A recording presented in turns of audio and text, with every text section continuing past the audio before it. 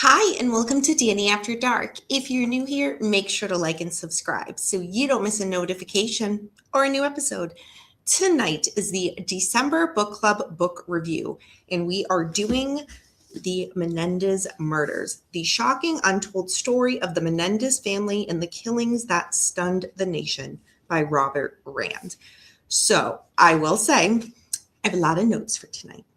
A lot of notes. So we will get into that. What I'm going to do is if anybody has read the book and they want to come on and be a part of the book review, let me go ahead and post the link and I will pin it here in the chat. There we go. Okay. But before we jump into it, let's say hello and see who's here.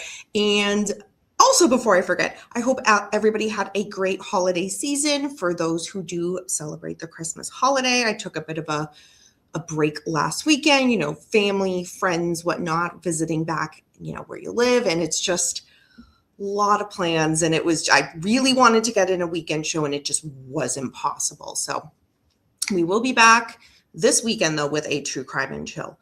And y'all, crime does not take a vacation. There's a lot to talk about, but we will get to that this weekend. So I do hope everybody had a good holiday, though. And New Year's Eve is tomorrow night, which is crazy.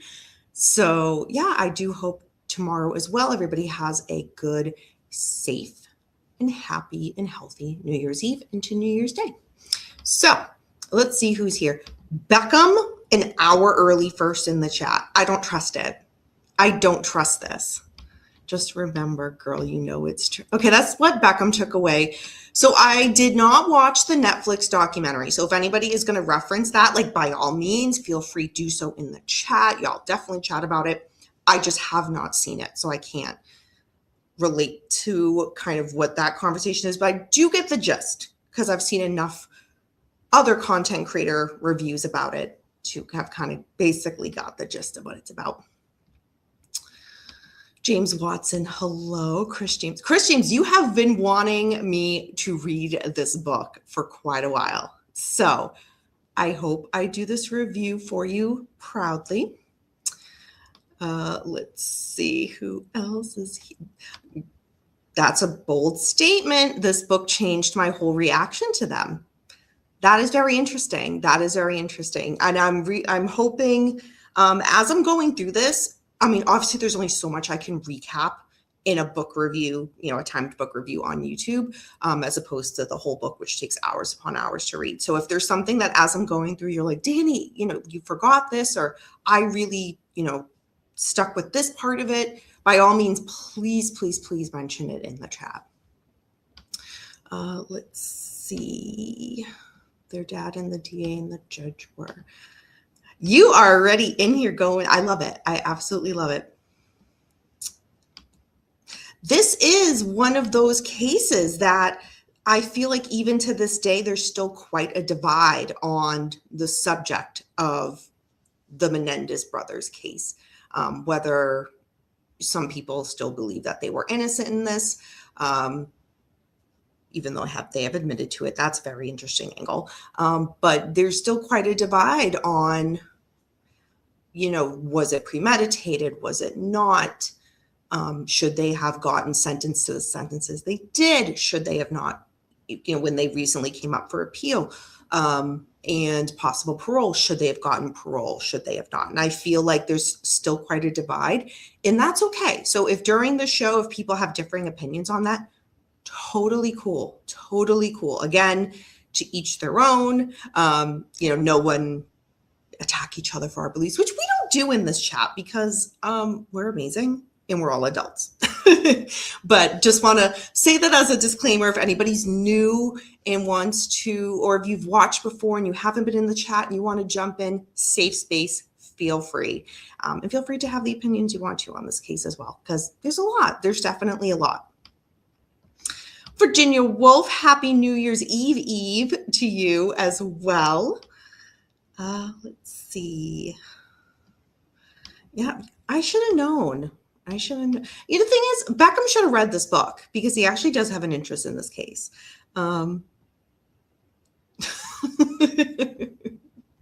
Hi, Karen Diamond. Good to see you. Oh my gosh. Yes. Oh, Selena. Let me just recap y'all quickly for the last few weeks who have been following this cat saga. Selena is still in quarantine. She is just at the tail end of her sinus infection. Like, probably could have let her out of the room maybe like today or yesterday, to be honest, but like she'll have like a sneeze here and there. And I'm just like, oh, no. Because I just don't want, God forbid, it's that sinus infection lingering and like it's spread to the other cats. Been there, done that when all 6 have had upper respiratory sinus infections. Horrible. Medications around the clock, different meds for different cats because it hits them different. Like, I will never go through that again as best I can prevent it. But she's doing so much better, eating, drinking normally, all of that fun stuff. So hope to let her out of quarantine tomorrow.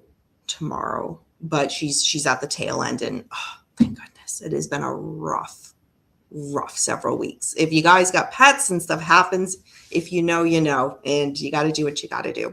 But thank you, Karen, for mentioning that. Good to see you. Hi, Kat. Haven't read this one. Okay. Oh, back up for Christ's sakes. Let's see. Age of Nefarious. Hello. Oh, you have no idea. It has been crazy. But Selena's feeling better. Thank you. Let's see. I think I accidentally jumped here. May 2026 be filled with happiness and good health. Sending the best wishes. Thank you. And that goes for everybody and to you as well, Karen. Thank you. Let's see. Can I make you a mixtape? I would hate to hear what's on that.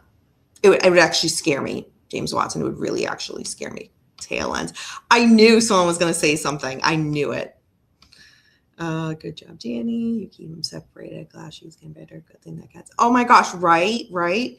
And it's one of those things too, just to recap. So like Selena, she's the sweetest cat ever. Like she's the sweet. I mean, I love all my babies. But she's like one of those, like a people pleaser cat. Like she's so social. Like if someone comes to visit, she just comes right down. Oh, who are you? Let me show you around. Love me type of cat, right? Like she's just, oh my gosh, like the best of all qualities in one cat. And she's very, how do I put it? She likes to be close, not in a clingy way, but like she'll always like sleep like right next to me. But when she's not feeling well, she just likes to like lay.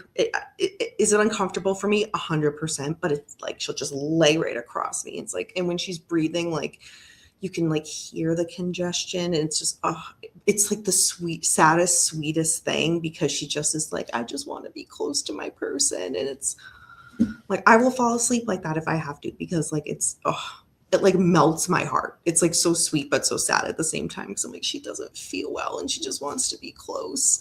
But yeah, if you guys have pets, you know, sometimes they are like, get away from me, leave me alone. And sometimes they're just like, I just need to be near you because I don't feel well, type of thing. But yeah, totally. Oh my gosh, she is that cat, which makes it like so much sadder. But she's much better. Oh my gosh, much better. Discerning Light. Hello. I'm interested in the book. I'm aware of the details of the case. Awesome.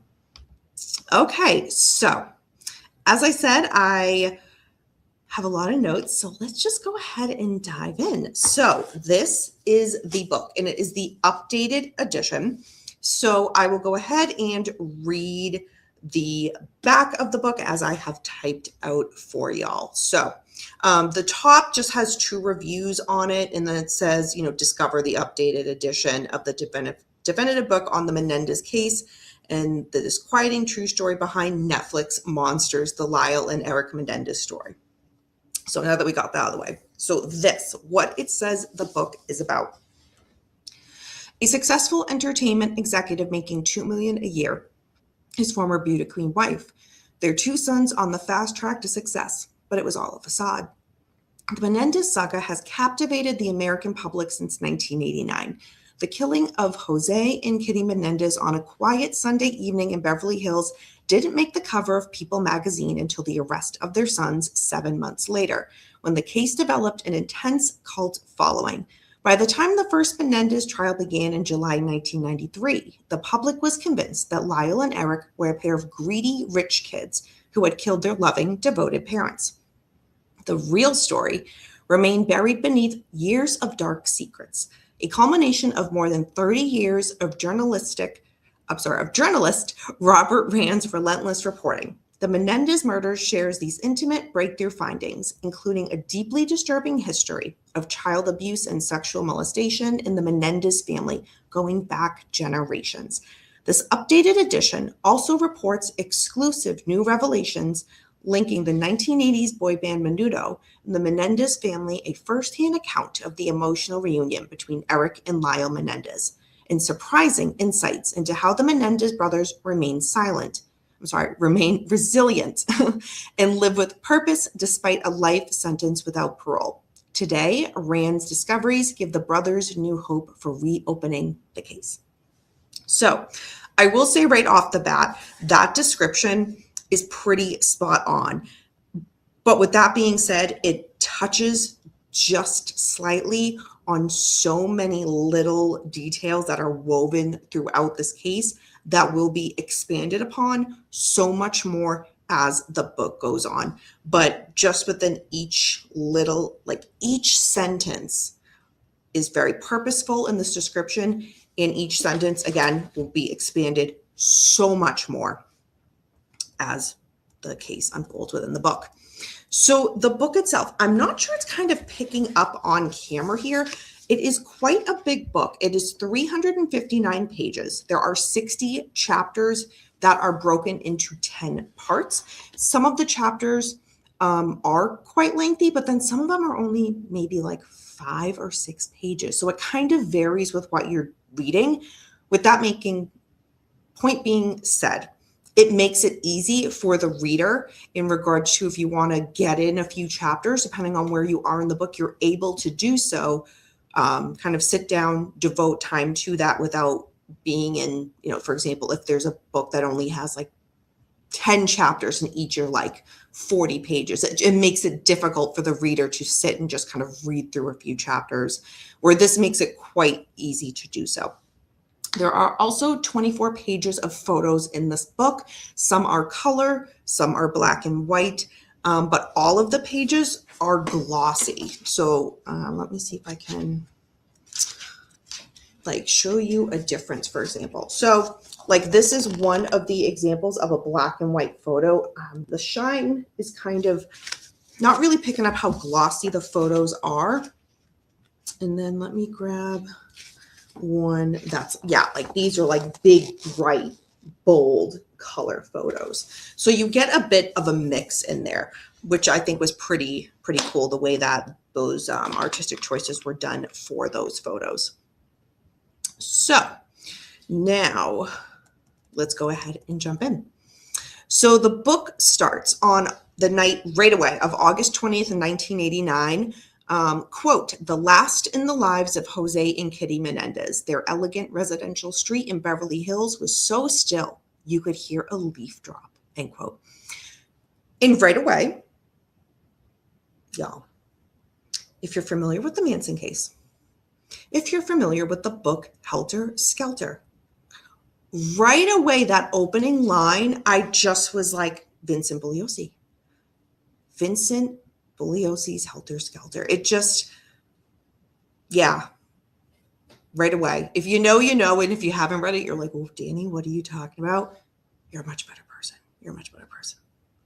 But yeah, that's right away. When I started, I was like, oh no, is it going to be like this the whole time? And it was not, but it was just, knows it, right? But once we get through that, then the book starts right away. The day of the murders and the actions of the entire family leading up to the crime occurring.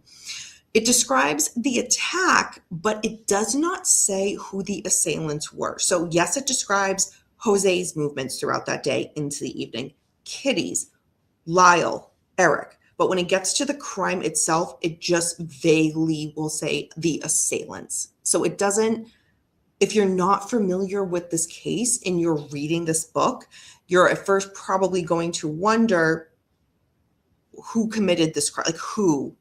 But if you didn't read the back cover, which not everybody reads the back cover of books, which is to me very, very shocking. But I digress. So yeah, again, it just leaves it very vague as to who committed this crime. So the murders occur by these assailants and 911 is called. The police arrive and get a description of what the scene was like. And not only that, but the author lays out how the brothers were acting. Because again, at this point, it was only assailants that killed Jose and Kitty. So you don't necessarily know as the reader that it was, in fact, Lyle and Eric, which we will get to way later in the book. But it gives that description, how they were acting, some traits that, and I don't want to say that are normal for somebody going through that type of situation, because there's no normal way to process something that devastating. But with that caveat being said, I will say the author does a good job in describing kind of the emotions that somebody would go through in hearing that type of news that are normal that the brothers are exhibiting, but also things that are coming out in their behavior that maybe aren't so normal and are a lot less seen in law enforcement. And the author is describing that as well. So then once that's completely unfolded, it goes to whoever shot Jose and Kitty. So at the early stages of the book, law enforcement thought the brothers weren't being totally straight with them. They weren't being totally honest in regards to who they might think the killers were. Because again, at this point, who did this? Was it an outsider? It could have been anybody, right? But the police thought they might know something as to who might have done it, but they weren't being upfront with what they knew. Police right away were also finding inconsistencies with the brothers' story about where they were and what they were doing the evening that their parents were murdered.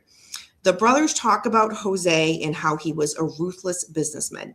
In regards to their mom, Kitty, however, I feel like the brothers, and you get this throughout the book, where at times they speak very almost endearing of her. And then at other times, it's very sympathetic towards her in regards to her mental state, her what beyond mental state, but fragile mental state that she goes on to exhibit at certain times. But then also, not only that, a lot of emotion of anger towards her. There's a lot of emotion that come out at different times that the brothers talk about their mother. So in this point, early on in the book, when they talk about their mom, they talk about her very casually, and they talk about her almost in a very sad way, where she never really got to live life for herself because she was always serving their father, Jose. The brothers said that Kitty was also contemplating suicide, and they were the only ones that knew that. Jose didn't know that. Family didn't know that.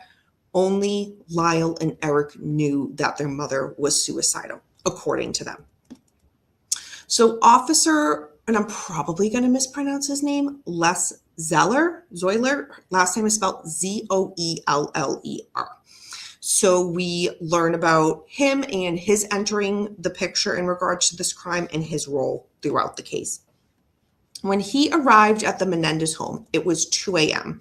and the brothers were already being interviewed at Beverly Hills police quarters.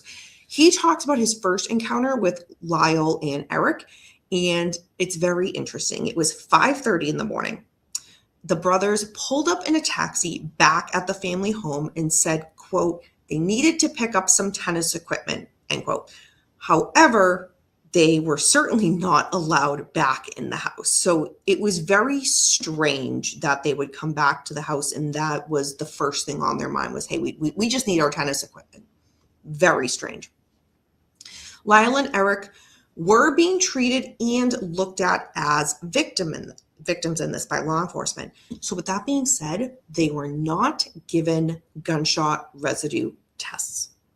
So that's a big, big deal, because later the officer would say he, quote, screwed up, end quote, and probably should have tested them for gunshot residue.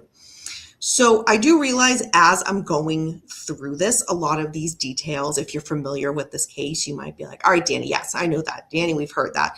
But I just kind of want to briefly go through it as the book unfolds. Obviously, this book goes way more into detail about this, but I at least kind of wanted to recap a little bit of what's going on in the case as it's happening, so that we're kind of all following the nature of the timeline of the author's book. So if you are very familiar with this case, then my apologies, because these are a lot of details that you probably already know. So shortly after the killings, a police investigator told the Los Angeles Times that, quote, the murder stunk of organized crime, end quote. And what law enforcement also said in regards to following up on that statement was, quote, they went there to take care of business and to make a message clear, end quote. We all know now that, and sadly it still happens, which is horrific, a police investigator to make a statement like that when the case is not yet solved, horrific, horrific. I'm actually, like, I know everybody has their own feelings about this case, but when statements like that are made to the public, to me, it just screams to like a defense attorney, like, hey, take that on a silver platter and put reasonable doubt in there using the investigator's own words against them. But we'll get to the trial. We'll get to the trial. So the book talks about the services that were done for for Kitty and Jose after the murders. So many people thought it was odd in regards to Lyle because he stood and gave a lengthy speech, which you might be thinking, well, that was his father's passing, so I'm sure he had a lot to say about his father. However, that wasn't what was odd to people who attended. It was that he showed little emotion. It was commented that both brothers appeared to be, quote, stone cold, end quote. And near the end of the services, all right, Beckham, if you're in the chat, you already know where I'm going with this. At the end of the services, the Milli Vanilli song, Girl, I'm Gonna Miss You, was played.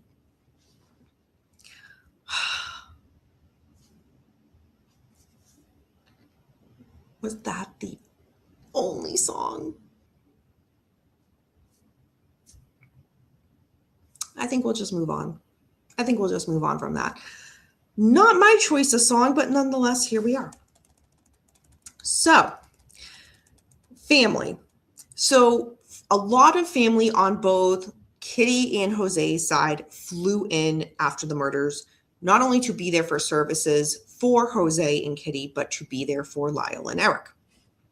And I will say this is the part in the book where I feel the author jumps around a lot, and there's that consistent theme going forward in a way that structurally I wasn't the biggest fan of. Y'all know I like a very chronological timeline of a book. Like, we don't need to jump back and forth. We don't need to do that. But putting my personal preference aside, the way the author kind of bounces back and forth in this book doesn't make the most sense, because it seems to be, and it really starts here, I noticed. So I'd made that a specific note. And it doesn't always match up timeline wise. And I felt like there'd be ways where the author could have taken, this part and then a part that he'll do later on, 5 chapters from now that again doesn't quite make sense why it's there. And then we're jumping back. I just felt it could have been structurally a little bit more together, which would have made for the story to flow a lot more easily for the reader. Again, putting my personal preference out of the picture. It just wasn't the most organically put together on that end. And I noticed it started here, and this is chapter 4, just so you guys have that mindset. But nonetheless, hi, Tony Stewart. Good to see you. Hope you're doing well. So again, family flew in after the murders. So one of Jose's sisters decided that somebody needed to take inventory of Jose's assets as he was a successful businessman. So she spent quite a bit of time doing that. The family was thinking that the killings maybe could be tied to Jose's work and that the entertainment industry might know who killed Jose or who would have wanted to kill him, what was the motive, etc. So that's kind of where their mindset was at the time. So Marzie Eisenberg was somebody that worked with Jose. She described herself as his office wife. She told detectives she didn't know of any close personal friends that Jose had actually with anybody, and that business associates were typically the people that were closest to Jose. The Menendez family, she says, was a close-knit family, but Lyle and Eric had been involved in some criminal activity. Kitty had also recently become insecure and suffered from bouts of depression after she discovered Jose's romantic affair back on the East Coast. And you hear that and you're like, wait, what do you mean back on the East Coast? Again, the author kind of bounces back and forth because, yes, at this point, the family was living in California, but they were originally from the East Coast. In the book, we'll get into that a little bit later in the book. So just so I'm putting that out there now. So the afternoon of August 21st, so the day after the murders, Lyle and Eric took the small family safe that was in their home to somebody named Randy Wright, an attorney and father of one of Eric's tennis teammates. The next day, a locksmith was called and he assisted in opening the safe. Inside were jewelry, some personal papers, but no will. 3 days after the murders of Kitty and Jose, Kitty's brother went with Lyle to a nearby bank, again, to check on the family safety deposit box, thinking there might be a will. No will, but there was more jewelry and some papers. So 4 days after the murders, the police received a call from an attorney who represented the mother of a teenager who went to high school with Eric. The mother thought that the brothers were involved in killing their parents. She said, you need to speak to their best friend, Craig. Craig was someone detectives would want to then talk to. So detectives did, in fact, go and speak with Craig. And Craig is mentioned throughout this entire book. So we're going to learn a lot more about Craig and what information he might possibly have in this. So again, 4 days after the murders, this is when Lyle and Eric went shopping. And I know their shopping has been quite an issue in the minds of so many in regard to this case. They went shopping for outfits to wear to the services, but they also bought Rolex watches. The store clerk recognized the platinum card that was being issued for payment when the brothers went to check out and pay for what they were purchasing. And the initials on the card were J.E. Menendez. Obviously, this was a very public and high-profile case already. Even though the public did not know who did it, they knew about the murders. And then, of course, police made those dumb statements about, organized crime. And, it might have been a hit. Someone was sending a message, so on and so forth. But nonetheless, people heard about this. So the store clerk, she called the credit card company from the back office about this. Again, because this was clearly their father's card. And the credit card company approved the sale. So, quote, the brothers were authorized to charge up the card limit up to $250,000. We are in 2026 right now. Think of how much $250,000 is now. Think how much $250,000 was back then, right? So Lyle and Eric were saying that they feared the mafia might want to kill them. So they stayed at a luxurious suite in Bel Air that cost $1,300 a night. I feel like right now in 2026, I would never pay for a place to stay $1,300 a night. But back then, $1,300 a night, that is crazy. If anybody's in the chat and it's just like, all right, I'm doing the conversion, by all means, please post it. That's a lot of money. The brothers also learned that there were beneficiaries of their parents. Yes, Tony Stewart and Knight. Again, beneficiaries of their parents' estate. And it was estimated to be between $8 million and $14 million. They were shocked because their father had announced earlier in the summer that he was removing the brothers from their will. But now they're hearing, well, wait a minute, he was supposed to remove us, but we're listed as the beneficiaries. So the day after the service, again, see, it bounces back. So the day after the service, Jose's cousin Carlos searched the personal computer in Jose and Kitty's bedroom and came across a file titled Will. However, he was not able to access it. His daughter worked for IBM, so they made appointments with computer experts to search for the hard drive on September 1st. Lyle learned about what was going to happen for the September 1st appointment. So on August 30th, he rushed back to Beverly Hills. He was in New York at the time. He called a computer firm and told them he needed some files erased. The computer expert discovered somebody had overwritten several files. Lyle said he wanted to be sure that nobody could recover any of these files.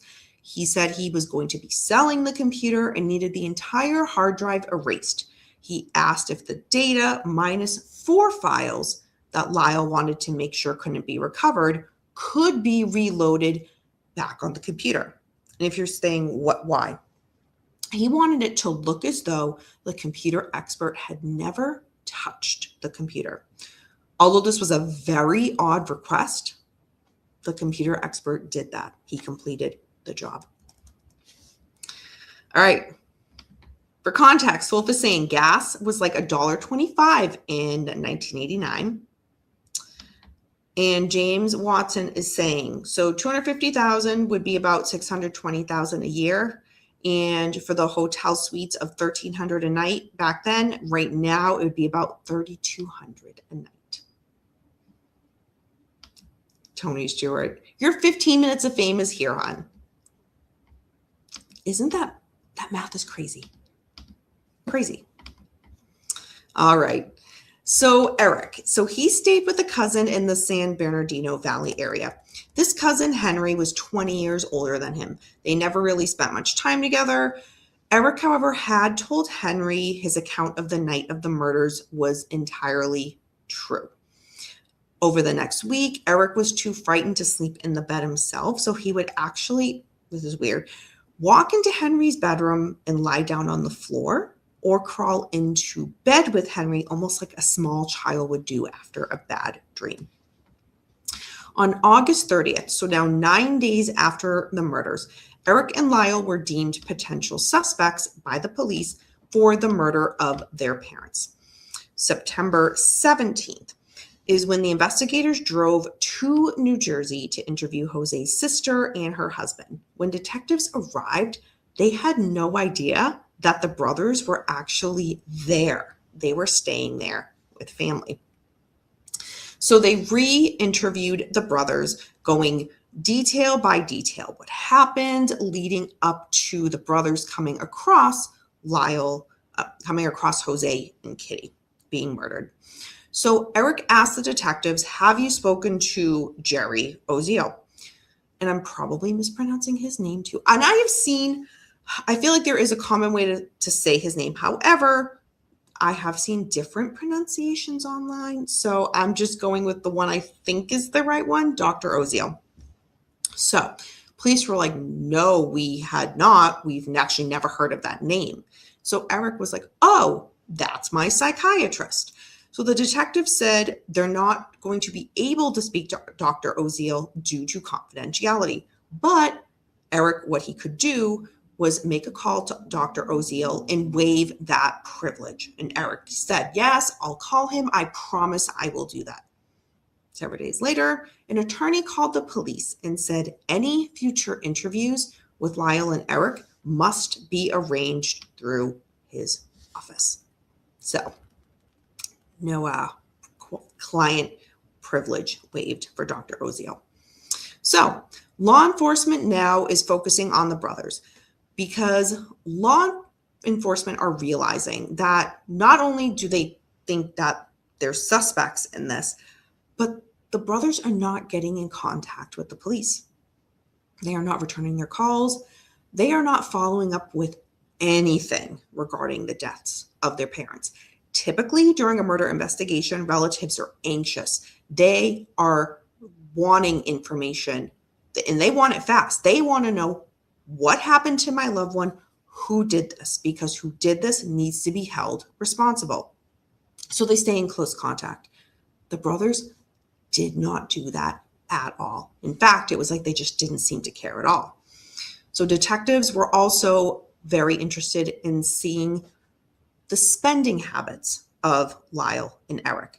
Police estimated that they spent $1 million in the first 3 months after the killings. So again, we're talking about $1 million back then, which now is still a lot of money, but back then, big money. So Lyle, again, was staying at expensive hotels between the East Coast and the West Coast, and he quickly ran a $90,000 credit card bill. Lyle purchased a $64,000 silver Porsche, a gold Rolex, and a $24,000 bill worth of merchandise bought in one afternoon. It included a stereo TV.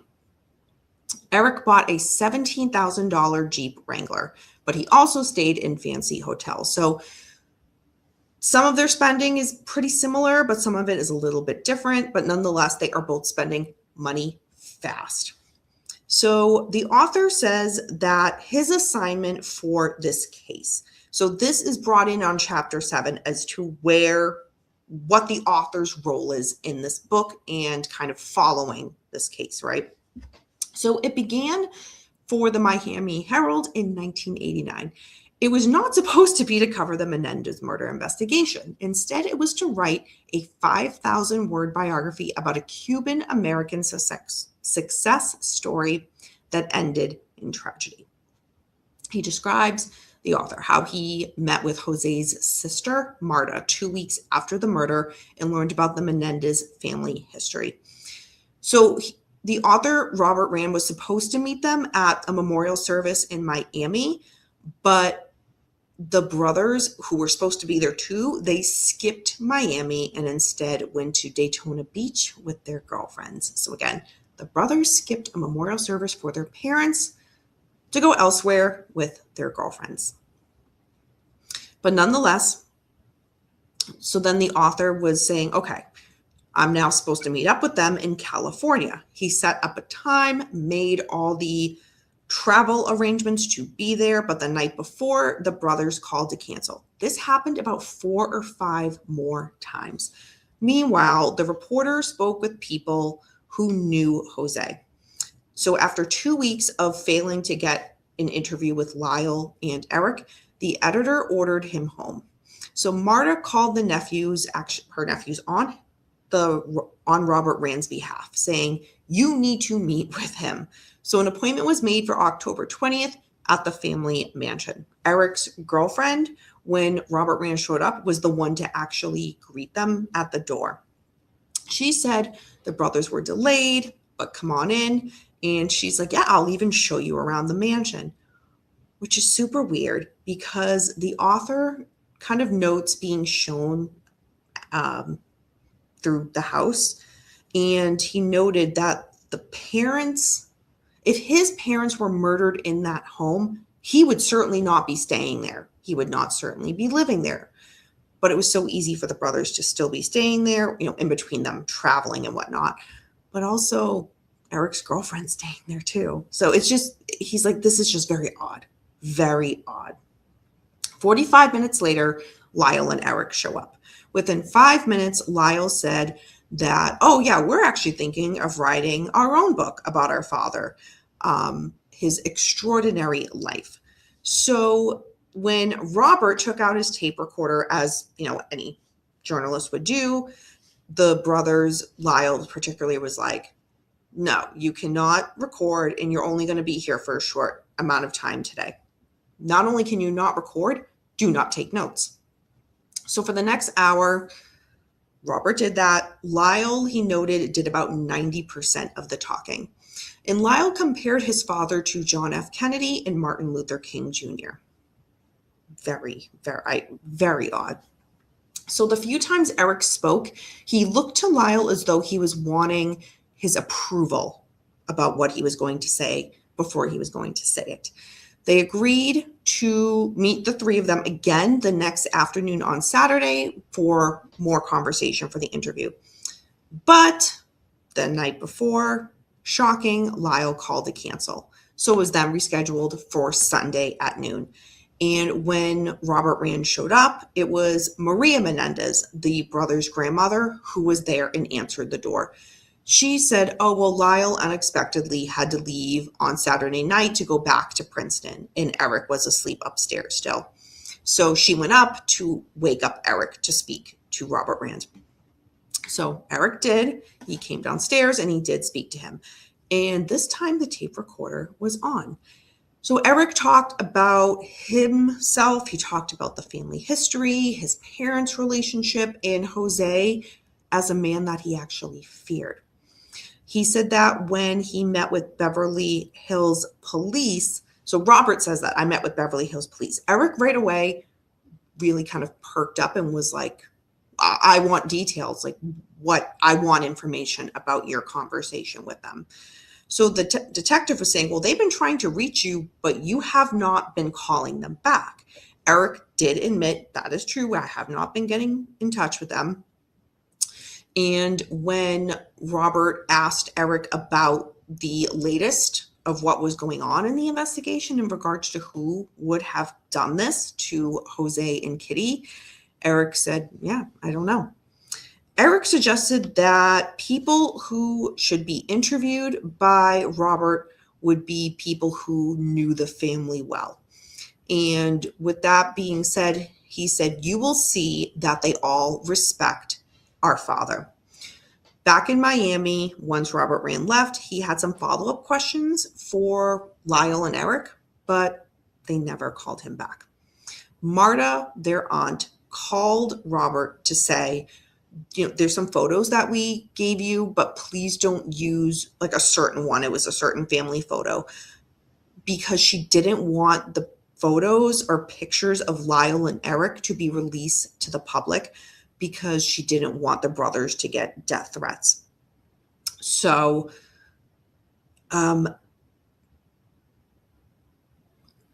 with that being said, yes, they didn't want death threats, but it turns out the brothers were saying they were already getting death threats. So Robert Rand is like, wait, what? Calls the police, and the police are like, yeah, we know nothing about any death threats. So right away, you've very early on in the book, as much as like I'm having this like confusing tone as I'm describing this, that's the tone of the book from the author's perspective, because he's writing it kind of in his mindset back then leading up to present time. So you're kind of following him where he's talking to the brothers and you're like, this doesn't make a lot of sense. And now I'm getting another piece of the puzzle. And not only does that not make sense either, now these two things together don't make sense. So you see that throughout.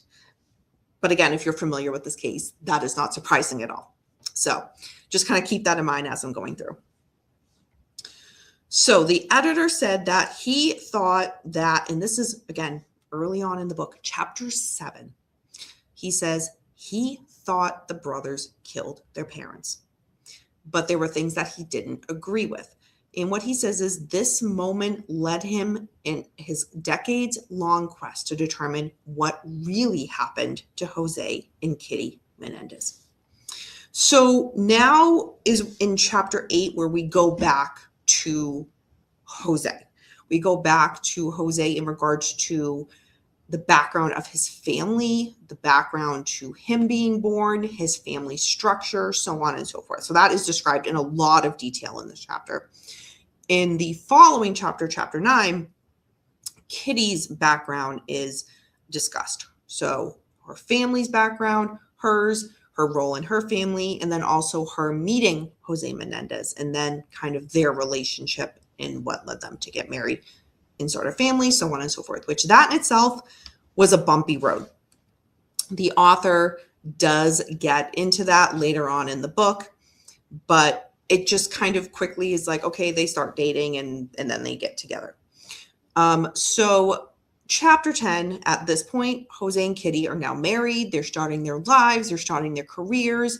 And right away, those who worked for Jose, there's a common theme here that they dislike him. He would berate people. He had the ability to make them feel small. He would publicly degrade them in front of not just other employees, but in front of the public. And this is a theme that you see throughout Jose's career, throughout his entire life. So Jose and Kitty, when they started out, they were super poor, had very, very little money. However, through hard work and with time, their finances improved, and that is when they had their children, Lyle and Eric. So the family disagreed with the way that Jose and Kitty raised Lyle and Eric, and in regards to how they did not discipline the boys. And this is a theme that you kind of see some contradictions on as the book unfolds. Because if you're familiar with this case, you're thinking, wait a minute, like Jose was super strict with those boys, which yes, and we will get to that. But in regards to their younger years, they were not disciplined, and family did not like that. They disagreed. And Jose, as much as they weren't disciplined, Jose also kept a very short leash on them. He did not want them to have friends. And as the boys grew older, Jose let them be extremely disrespectful to their mother, Kitty. Again, the book goes into a lot more detail about this, but it was very, very disturbing, to be perfectly honest. But nonetheless. So when Eric and Lyle were 9 and 12 years old, respectively, Jose made them choose. Are you going to be playing soccer or are you going to be playing tennis? They had to make that decision. And when they made that decision, it was like full speed ahead. Like, this is what you're going to master in what you're doing in life. So Kitty and Lyle and Eric, again, now they're in a position where they're much more financially stable and have extra money to spend, if you will. And they spent it freely. The book would talk about how Jose forced the boys to practice their respective sports hours a day, even waking them up super early to practice. And if they lost a game, as kids do, I mean, we're talking about kids, children, he would berate them for losing a game, not just privately, in public, in front of everyone. And let's say they won the game. He wouldn't congratulate them. That was just part of what you had to do. So a very tough thing for a child who doesn't kind of have that mental wherewithal to understand what's really happening. It can be very, very confusing, also very damaging to them psychologically. But we'll get to that. So by June 1980, so Jose was now in charge of Hertz. So we are all familiar with that company, the rental car division. And he was in charge of the North American and Latin American operations. Jose then, after working there, went to work for RCA. And many kind of questioned, why is he at RCA? What does he know about music? Not very much. But nonetheless, he got the job there. And he is one of the big reasons that Menudo, the band, was signed. So I will say, as a child, I was a fan of Menudo. In regards to their music, could I understand the lyrics? Some of them, not all, but I loved their music nonetheless as a kid. So I was very familiar with them prior to this case. And I do feel like the younger generation, if you will, of people who are into true crime might not have heard of the boy band Menudo, because again, it was just something very big back in the day. But me reading this, I'm like, oh, yep, remember that. And then some of the, because Menudo, if you're familiar with them, went through a lot of members, because once you kind of reached a certain age, basically puberty, you're out. And there was a new, younger replacement. So some of the names that were mentioned in the book of some of the members through the years, I was like, I remember, like, he was in the lineup when I listened, or no, he was, by the time he came in, I was already grown up and not listening anymore, type of thing. So yeah, Tony Stewart's like, yeah, I remember the name. I've never heard of them until a few years ago, and only in relation to this case. Yeah, James. And that's one of those things I feel like some people either know the band or don't. Or if they now know it, it's because of this case. But nonetheless. So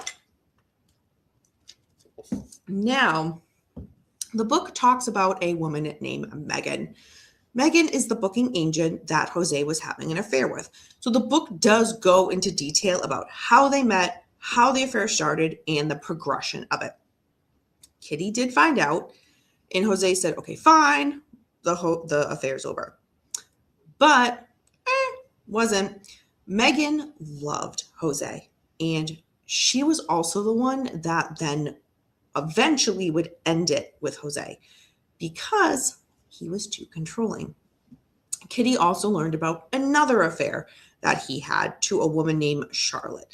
So all of this, amongst Kitty's kind of own depression and whatnot, she then got involved in therapy. She, on top of her mental state, started abusing alcohol and prescription drugs, and she was making suicidal statements. Just Shining Light, I was aware of them back in the day. Awesome. Good to know that. Yeah, Menudo. If anybody's not familiar with Menudo, good music, like good music. I feel like if you listen back, like, does a lot of it have that kind of like 80s or 90s pop tone? 100%. But there's some good hits. I will stand by that. Anyway, so the brothers. So in regards to their education, we learn a lot about them in school. So Lyle applied to Princeton because that's what his dad wanted, but he didn't get in. So instead, he went to nearby Trenton State University for a year. And then he reapplied, got into Princeton. The thing is, he wouldn't go to class, and he didn't really pay much attention. Lyle got so many tickets that, okay, this is crazy. For example, he's driving his car without a license. The license was suspended twice. So he ended up doing what most normal people would do in this case. Oh, I'll just hire a limousine to drop me off at school. What? Yeah. When he was accused of plagiarizing, the school said you can voluntarily leave Princeton for a year or be suspended. Well, Jose was not about to have Lyle admit what he did. So Jose tried to appeal it, but with no luck. And instead of blaming his son for plagiarizing, Jose blamed the university. And this is a theme that we're going to see throughout a lot of the brothers' lives. Jose and Kitty, especially Jose, as controlling as parents that they were of their kids, they also would bail them out of everything. And there's a lot of examples in this book of that happening. So in addition to bailing them out in regards to, again, we're talking about education, the parents, they frequently did the boys' homework for them in high school. Jose even wrote, get this, some of Lyle's papers during college and would send them overnight mail for then Lyle to turn in as though he was the one that actually wrote it. So, of course, again, he got kicked out of Princeton. He was suspended for plagiarism. So he came back home. And Jose was like, okay, you're not just going to come back home and basically do nothing. You're going to come to work. So he started working at Jose's place of employment. Nobody that worked there cared for him working there. The first day that he showed up, he only stayed to work 20 minutes. Most of the time, he came late, left early. So, needless to say, he didn't last more than a month at his father's own place of employment. Now, where's Eric in all of this? Eric and his friends, they were busy burglarizing homes. Just because. Just because. The police, however, were on to him and on to his friends. So Eric confessed to the police that yes, he had been burglarizing homes. He was arrested, charged with burglary, and then released to his father. Jose wrote a check for $11,000 for the stolen items that couldn't be recovered. And the attorney that Jose hired was somebody named Gerald Shatliff. He might be a name you might recognize because he represented Angelo Brano, one of the Hillside Strangler murderers. So Eric, again, underage, committing burglary, he made a deal with law enforcement. And again, that's also with, again, Jose writing that check for $11,000. So Eric was put on probation and had to do a year of community service with the homeless. He also had to go to counseling. So this is when Eric started seeing Dr. Oziel. Eric signed a release so that everything that he discussed with Dr. Oziel could be given to Jose and Kitty. And this was strategic so that it could be brought to court, again, to try to minimize the things that Eric had done as to why he was now in the court system at all. So that was very strategic. So now the book is, again, we're bouncing back to the past in regards to Kitty before the family moved to California. She was admitted to an intensive care unit. She was diagnosed and had acute Xanax and alcohol ingestion along with depression. Because again, as I mentioned, she was drinking and she was abusing prescription drugs. So the doctor recommended that she spend several days in the hospital's psychiatric unit until she stabilized. But Jose was like, nope, Kitty's fine. We don't need this. And Kitty signed out against medical advice. Over the next year, however, doctors prescribed Kitty prescriptions way higher than the average medication dosages.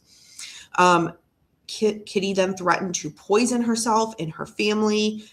And it got so bad that Jose actually wouldn't eat at home and would just take him and Lyle and Eric out for dinner because he didn't trust that Kitty didn't try to poison their food, which is wild. So Kitty would shout at her children. She would shout at Kyle that, did I just say Kyle? Lyle, I totally typed that wrong. At Lyle, that he was a major problem in her life. And she would do this in front of Jose, and Jose did nothing about it. He didn't say anything. So again, very mixed messages to a child. Eric found a suicide note that Kitty had wrote and told Lyle and said that Lyle had told, so the boys had told her, you should leave. Go back to Princeton with Lyle. But Kitty was never going to do that. And if you're thinking, wait a minute, wasn't Lyle suspended? Yes. Again, this is one of those examples where the book just kind of bounces back and forth, where it doesn't quite placement-wise make a lot of cohesive sense. But nonetheless, I'm just going in the way the author did it. So Kitty had told Marta that she wished the children were actually never born. Kitty said that ever since they were born, her relationship with Jose had been destroyed. So a lot of resentment from Kitty towards her own children. So once the family moved from the East Coast to Beverly Hills, a few weeks later, the family went on a Christmas vacation trip. So there's just, again, a lot of examples of the airline wouldn't let them take the family dog, Rudy, on board because they didn't have him crated properly. So we see a lot of distrust here. So this is, again, very early on into the family moving to California. So Jose at this airport said, I'll wait with the dog, take the next flight. Kitty, why don't you go? Again, go with the kids. She became enraged, got into a big fight with Jose. She was saying, you're just doing this because your girlfriend Charlotte's going to be here. She's going to meet you in the bar, and I'm not letting that happen. So Jose said to Kitty, all right, you will all wait for the next flight. And so they did. So again, a lot of mistrust very early on into them moving to California. Kitty had been also dieting frequently to the point where she lost 20 pounds, which was a significant amount for her. And she also got a facelift. So now we are, again, bouncing back to the brothers in regards to school.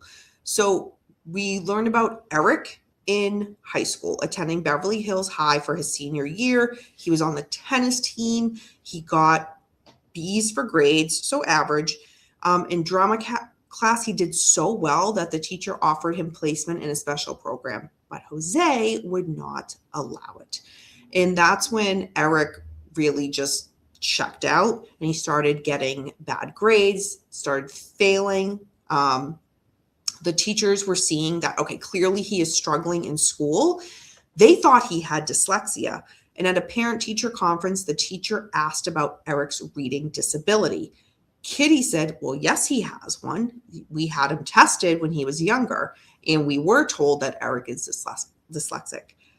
But Jose and Kitty never relayed this to the school, to the point where had they done it earlier on, the school would have been able to give Eric the supportive services for that. But at this point, he's in 12th grade, and there's really not much they could do at that point.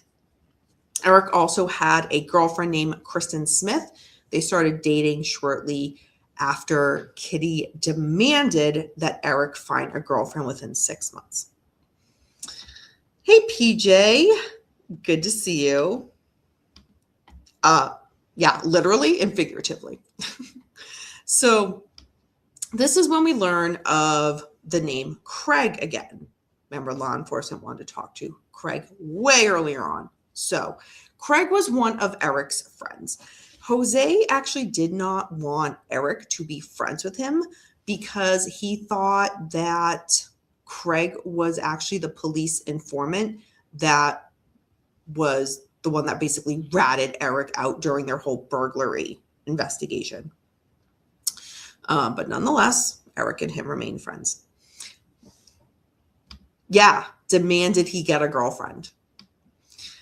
So Craig's family owned a cabin, and Eric stayed there for several days with Craig's family.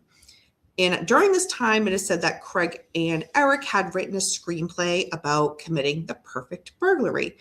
But they also wrote 2 more screenplays. And this third one was called Friends. It had a character named Hamilton Cromwell who finds his parents' will and realizes, wait, he's in line to inherit $157 million. Kitty actually helped type the script for this play that they wrote. But of course, she can't just be as a mother. She also would pick it apart and laugh about it. But nonetheless, so kind of keep that play in the back of your mind. Eric would say that sometimes Jose would tell him that he wasn't worthy to be his son. And to Eric, that just made him want to work harder so that he could, try to please his father, but more so he wanted his father to say, I love you, son. But he never heard those words from Jose. So now we are in 1986, and that is when Lyle met Jamie Pisarek. So a few months after they started dating, they actually got engaged. So we learned a lot more about their relationship, and Jamie does come up way later in the book as well in regards to once Lyle is behind bars, but we will get to that. So a few months after dating, again, they got engaged, and insert Donovan Goodrow. He was a friend someone that became close to Lyle, I should say. They met through Jamie. So the thing is, Donovan lied when he moved to the area to go to Princeton. In reality, he was stealing a lot of things from them. And during a conversation at one point, he revealed to Lyle that, he had been sexually abused. So now we're learning in the book that Lyle had told Donovan that Jose, his father, had been sexually abusing him and his brother Eric as well, since they were both little kids. So there's the kind of first time in the book where we hear about possible, sexual abuse from the parents, from Jose to Lyle and Eric. So now we are back 6 weeks before the murder. So 6 weeks before Kitty was murdered, she told her psychiatrist that she was concerned that her sons might be sociopaths. But the thing is, she was acting erratically for a while leading up to that comment. So yes, that comment, when you kind of take it on its own, is like, oh my gosh, that's a big thing that needs to be looked at. But again, when you kind of put it together with the whole picture, it's just amongst a whole bunch of other things. So in regards to the boys and their mother and their mother's erratic behavior. So the book talks about a specific argument that Kitty and Lyle had. And during that argument, she ripped off his hairpiece, a toupee. It was glued on with such a high strength super glue that it actually really hurt when Kitty ripped it. He was crying and Kitty was then yelling at him like, this cost $1,500. Like, yes, I ripped it off, but I'm going to yell at you for it. Lyle had been wearing this toupee for 2 years because his hair had started to thin on top by the time he was already in high school. So Jose told Lyle that his future was in politics, and to be successful, you have to have a full, thick, head of hair. So when his mother ripped that toupee off, Eric was at the door and saw this. He was in shock. He had no idea his brother wore a hairpiece. That was shocking. So from the boys, there was a lot of upset things happening in the household besides just this one thing. There was just a whole perfect storm of things that gets discussed now at this part in the book. So Eric was also upset because he was supposed to go to UCLA and live on campus, on the dorm, and be on his own. But Jose changed his mind and said, no. So Eric would have to go to a nearby school, was not allowed to live on campus, and had to come home and sleep at home. And this was said so that Kitty could supervise him in his schoolwork. So when the book talks about Eric, he says that he finally told his brother things have been going on with Dad, and says what has been happening. Lyle was stunned, and Eric specifically says their father, Jose, was sexually molesting him. Lyle got so nervous to the point where he thought Eric might kill himself. So he decided, I'm going to confront my father. So the book describes what happened in this conversation. And again, the only two sides we have right now are Lyle and Eric's, because Jose and Kitty are no longer alive to say anything in response. So I know there's a lot of mixed feelings about this with this case. So take these comments for as you will. From the boys.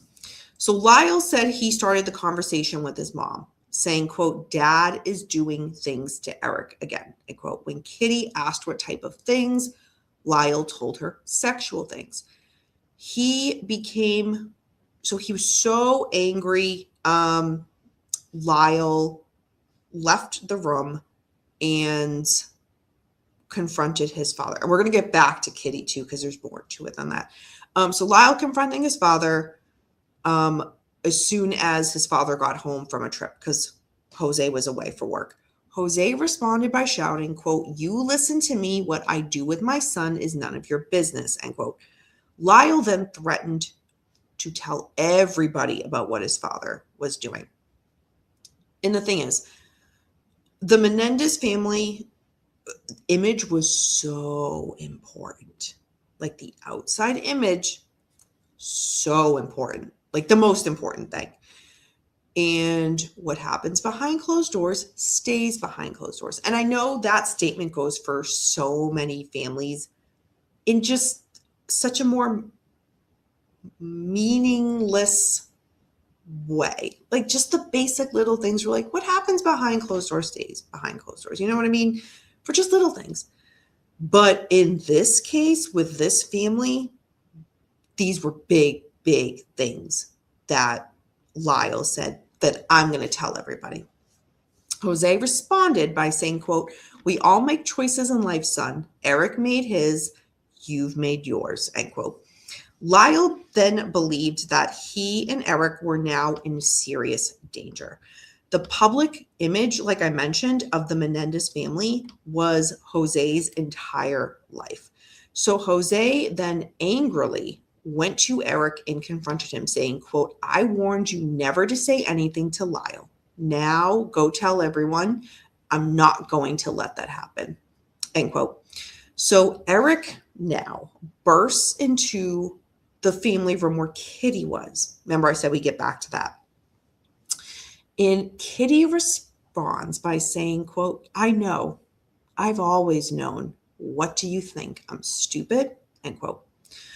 The brothers considered going to the police, but they thought Jose would kill them for doing that. So this is what is from the brothers in the book.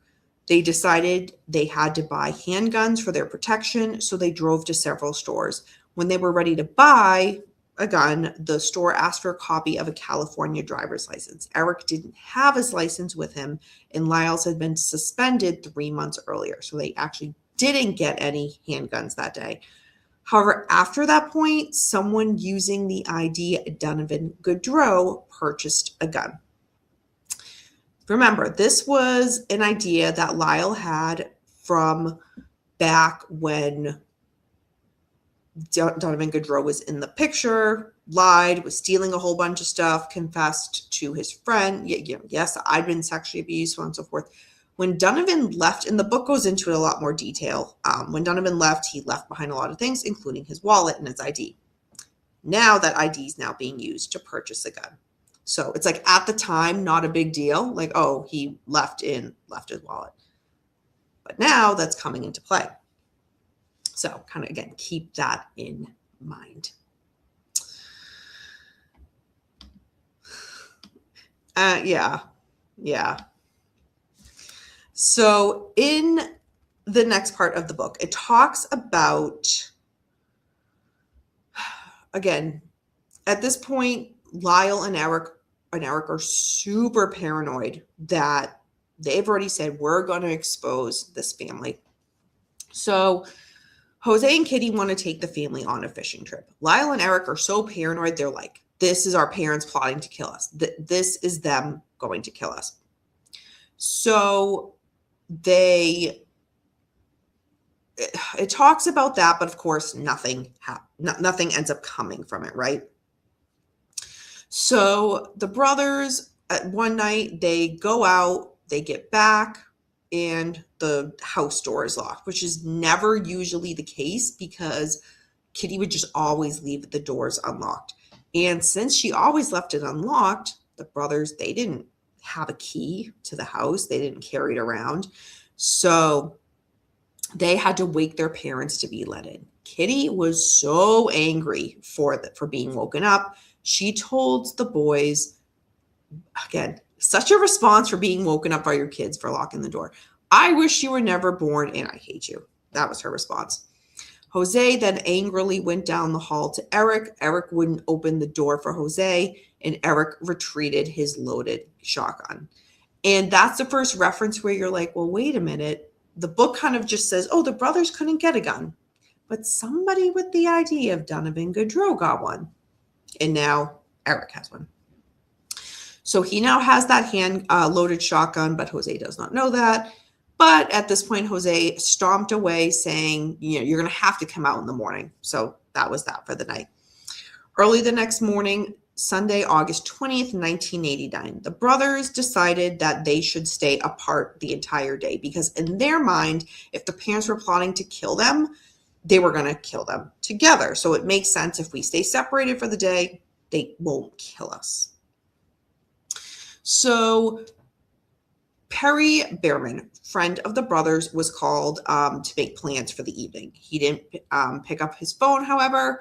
So Perry then tried calling back. And Jose said, well, the brothers they're not home. They're out shopping. But that was a lie. Lyle was home. So Lyle, upon finding that out, was thinking in his mind, something's going to happen tonight. Something's going to happen. My father's going to do something. So Eric got home around 9:30 p.m. Lyle saying, okay, I think something's about to happen, and told him. So the brothers panicked. They tried to leave the house right away, but Kitty stopped them. And then Jose stopped them and said no one was leaving. Lyle screamed, quote, you're not going to touch Eric anymore. Kitty then screamed, quote, you've ruined the family. Jose grabbed Kitty by the arm and took her into the family room and closed the door. That's when Lyle and Eric were in shock and said, it's happening now. It's happening now. So they were certain that the closing of the doors that Jose did when he grabbed Kitty to bring her to the other room was a signal that the brothers were about to die by the hands of their parents. So Lyle told Eric they had to get their guns immediately. The brothers went to Eric's car that was parked on the street and loaded the shotguns. They went back to the main house and burst through the family room doors. Eric entered first and began firing. Lyle close behind. I know as I'm describing this, I'm just giving like the very in a nutshell brief version of what happened. The book goes a lot more detail to it. So specifically, not just every action, but even every shot that was fired, where it was hit, whether it was on Jose or Kitty, and the impact that each of those shots had. So Lyle had emptied his gun and then he panicked. So he ran out to his car for more shells. Eric was already outside and handed him a single shell. Lyle reloaded, went back inside. He then fired the shot at his mother. And then the way the chapter ends is, quote, it was over, end quote. So the brothers, so they thought, okay, we just shot all of these rounds. The police they're gonna show up any time now, right? Someone must have heard the shots. Someone must have called 911, but nobody came. So they decided they should leave. But first they had to pick up all the shotgun shells. They went into the family room, turned on the lights, trying to not look at their dead parents. They then ran out to Eric's car and Lyle drove them away. Lyle said, we'll go and say that we were at the movies together. They also said, we need to get rid of these shotguns. At 10:30 p.m., they arrived at the AMC theater to buy tickets for an alibi. But the theater's policy was they cannot sell tickets to a movie that the movie was already 20 minutes into the start time. So what they did was they bought tickets to the next show, hoping that there would be a showtime printed on, that there wouldn't be a showtime printed on the ticket so that they could say, oh, no, we went to this time show. But that wasn't the case. The time that the movie was sold to them for was written on, it was on the ticket. So needless to say, that whole plan for let's have an alibi, we're at the movies, it wasn't going to work. So Eric threw those tickets away and they left. While driving to the San Fernando Valley area, Eric threw the guns that they had into the brush. They were supposed to meet friend Perry Behrman at an event called the Taste of LA Festival in Santa Monica. The thing is, the brothers' clothes had blood on them, plus their pockets were full of shotgun shells. So back in the car, Eric had kept his tennis equipment in his car as well as spare clothes. So they changed into the spare clothes behind a gas station in Santa Monica. And then this is where they had access to a dumpster where they tossed the bloody clothing in the spent shell casings. Wolf is saying this was big, big like back then. High publicity. Yeah, absolutely. I was just a kid when this happened, but I like vaguely remember it happening at the time, which for it to even be on my radar at that young age, well, for me, that's not shocking. But I think for most people, it's like, okay, if a kid is aware of this, you know, I knew what you meant. I knew what you meant. So, again, they are disposing of the clothing and the spent shell casings. Eric was supposedly upset, crying and trembling, repeatedly shouting, "Oh my God, oh my God." So the food festival, it was minutes from closing, and they couldn't find their friend Perry, so they left. Perry said that he waited for the brothers, but they never showed up. Perry wanted to postpone seeing them, but the brothers called Perry and said, "Hey, we couldn't find you, but let's meet up at the Cheesecake Factory in Beverly Hills right now." I think it was like 10:30 at night or something like that. So Perry says, "Okay, fine." On the way to the Cheesecake Factory, Lyle began to lose control too. So instead of beating Perry, who they dragged back out, they just drove around instead. So Eric and Lyle went back home. When they walked in the front door, Eric ran into the family room and began to scream. So they pulled themselves away, went upstairs, and called 911. Within minutes, the police were at the home. A dispatcher told the brothers, "Go out of the front door." Eric was hysterical, rolling on the ground. He couldn't stop crying. Again, they went with law enforcement to be interviewed. The brothers came back to the house at 5:30 a.m., as we talked about earlier, saying, "We want our tennis equipment." However, now we learn a little bit more information about that trip back to get the tennis equipment. This was diversion because inside Eric's car was what the brothers really needed.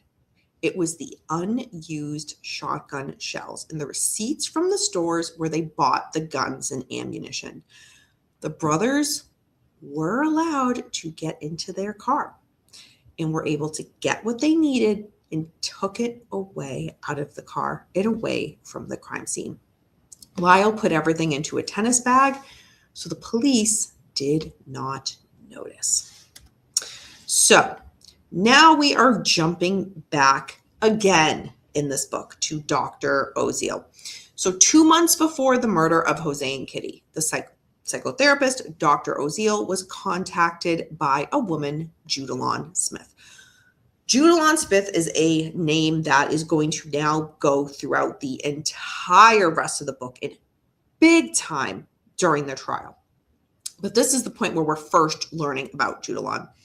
So she is somebody who started having an affair with Dr. Oziel, even though Dr. Oziel was married and had 2 daughters.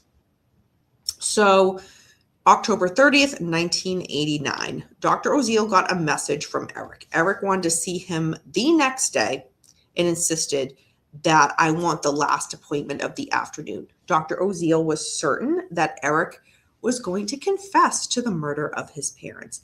And that is just said so casually in the book. It doesn't give any context leading up as to why Dr. Oziel would have thought that. It just was that he's certain he's about to confess.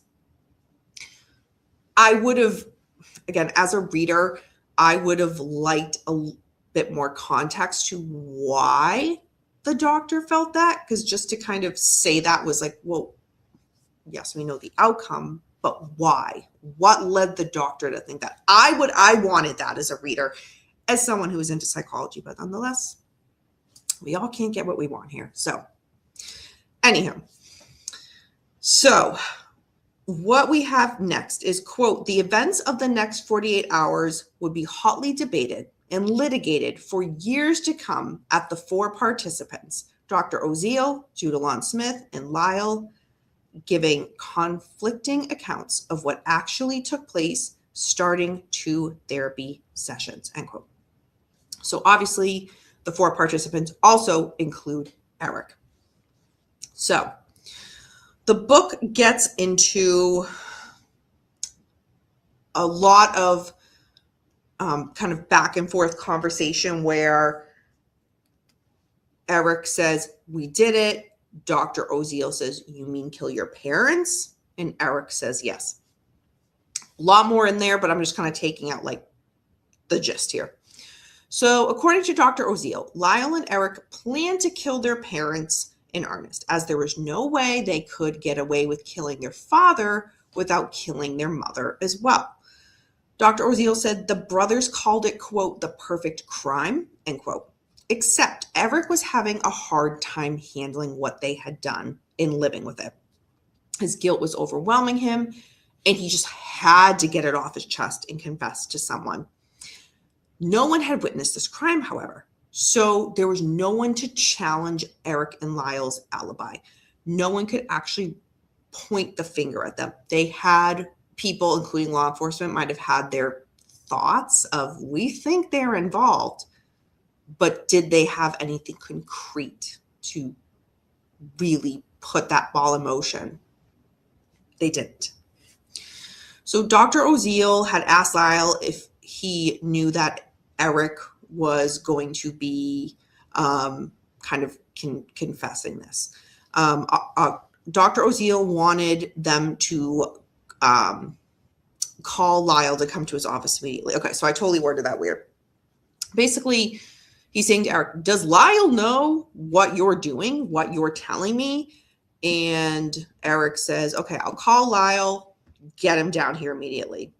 So that's what happens.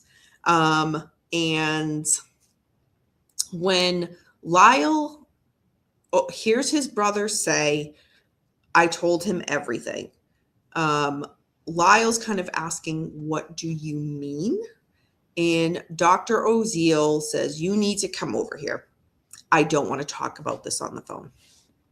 So I know.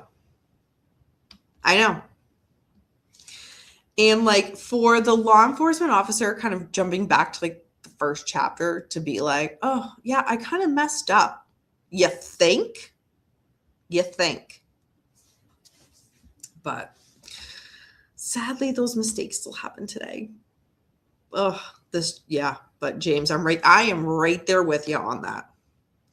So Judalon Smith, she claims that Dr. Oziel took her into an outer hallway and told her, the boys are responsible for killing their parents.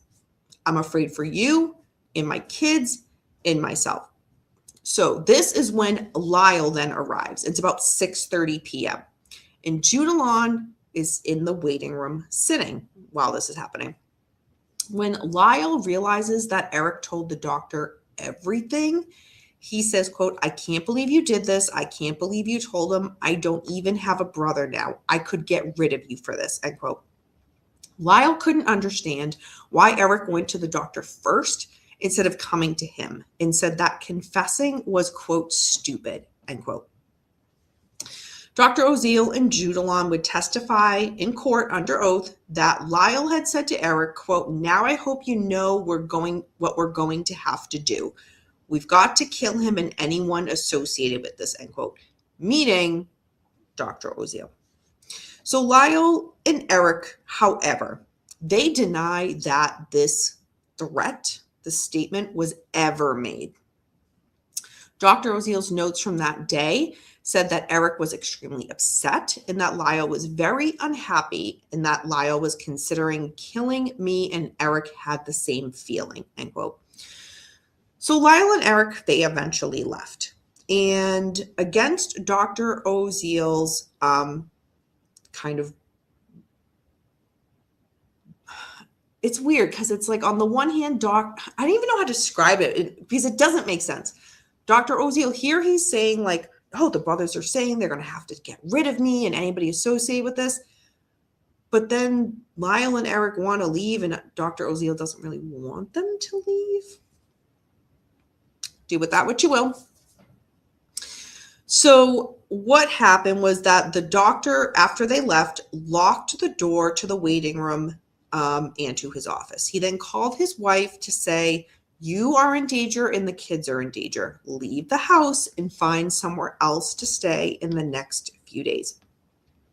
He also called his supervising psychologist and described the situation, and he was told to warn everybody kind of connected to him that they were possibly in danger, and to make a record of the conversation, put it in a safe deposit box in case something suspicious happened to Dr. Oziel. Then the notes could be turned over to the police. Judalon says she was with Dr. Oziel when he was on the phone with police. She was rubbing his back, his neck, his shoulders as he talked. But the Dr. Oziel says, no, she was not in my office that night, but I did go to her house after to warn her she may be in danger as well. She says, no, we went together to my house and picked up a suitcase and then went to his house and picked up a suitcase that his wife had left him by the door. It's like super weird. It doesn't make sense. It just does not make sense. Either one of them, to be perfectly honest, Dr. Oziel and Judalon. I feel like the truth is with neither of them. It's somewhere in the middle, but that's just me. Okay. So November 2nd, 1989. The brothers had another meeting with Dr. Oziel. He told them that he placed notes detailing their confession into 3 separate safe deposit boxes with instructions for documents to be revealed in case anything suspicious happens to him. Like, if you're thinking, wait, what? I know. It doesn't make sense. It doesn't make sense. But nonetheless, that's what's being reported here. So according to Dr. Oziel, Lyle laughed at him and said, quote, you were right to feel threatened, end quote. Lyle and Eric, however, deny that this statement was ever made. So the doctor said that after a lengthy discussion of guilt, motive, he would actually use the word sociopath to describe both Lyle and Eric.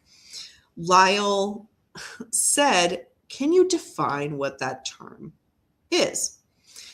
And the boys just looked at each other and then looked at the doctor and said, quote, we're sociopaths. We just got turned on by planning the murder, end quote. Such an odd. One word against another here. In audio notes, he recorded later. So again, different meetings with the brothers. The doctor said that Lyle was almost a complete sociopath with no remorse, in that he even considered killing Eric after Eric confessed for what he had done. He noted that Lyle was very protective of Eric and wanted to be involved in Eric's therapy with them. The doctor felt he had not told them about the safety deposit boxes, that these boys would absolutely have killed him. So again, these audio notes are not notes at the time of the meetings. It's Dr. Oziel saying, here's my thought on this. And that's actually very common in therapy. For anybody who's been to therapy or in the field, you know. Whether it's, again, recorded audio notes or written notes of what not only... So the therapist will make note of what's happening while the session is going, but then after. The thing with these after notes is, especially in a case like this, it really leaves for interpretation of, is this what happened or not? So kind of, again, take it as a grain of salt, what you will, in kind of the background and research of this case. So Lyle and Eric have different recollections of this session. They said actually very little to Dr. Oziel, and that Dr. Oziel did most of the talking, kind of offering his opinion about what he thought might have happened in regards to the murders.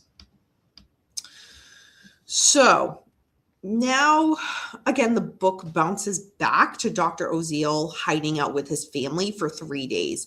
He realized during this time he had to be allies with Lyle and Eric, and he had to try to convince them to keep meeting with him. So if it came out that the jury would then take that as, wow, Lyle and Eric continued therapy after the murders and after admitting to it. Dr. Oziel insisted he also tried to end his affair with Judalon, but it continued. November 25th, 1989, you guys, this is crazy.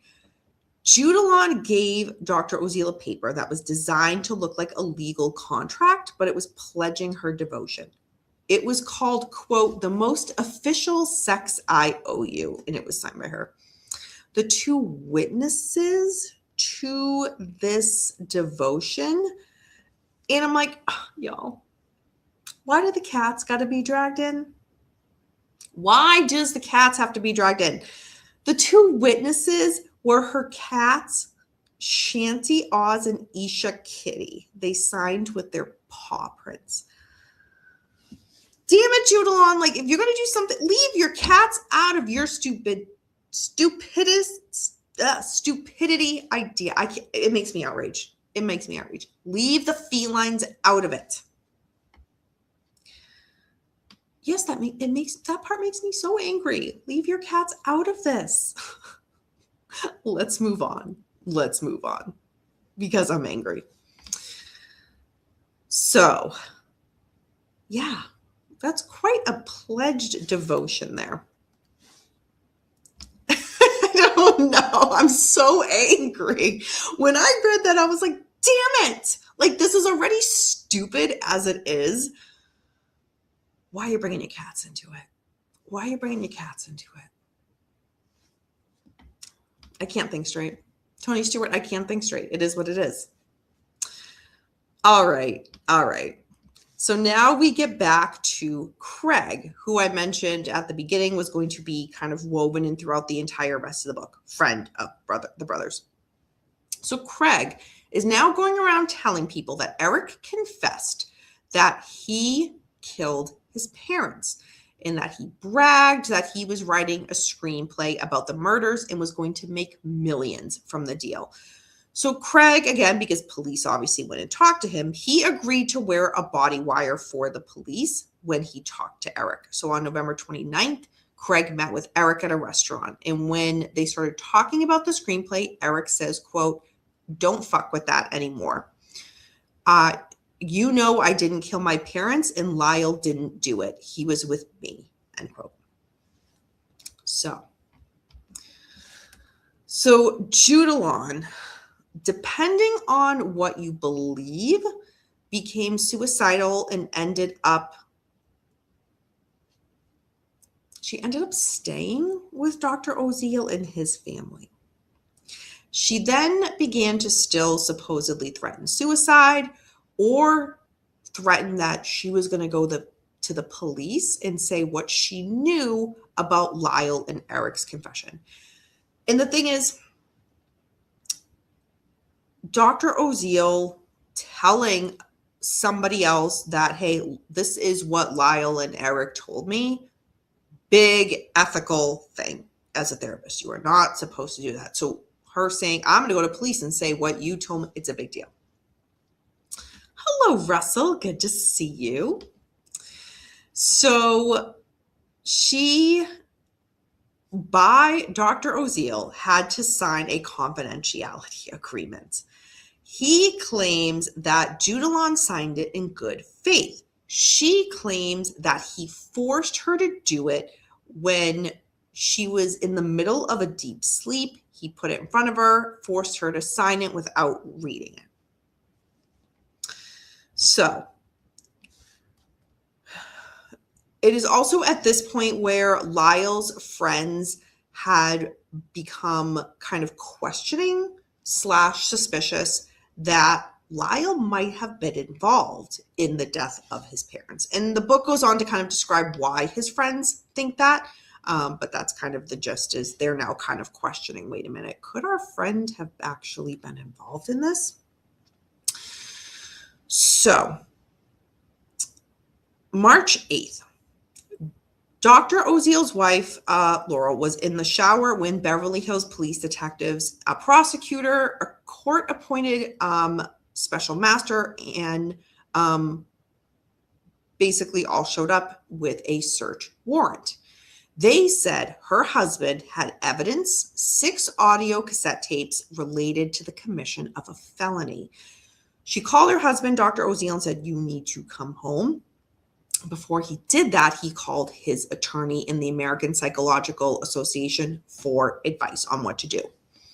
So Dr. Oziel arrived home, and what he was told by the police was they were looking for the tapes with information related to the murders of Jose and Kitty Menendez, including, and these are very specific things, statements allegedly taken by Dr. Oziel in the search warrant said, tapes indicating the planning of the crimes and description as to how the crime was committed.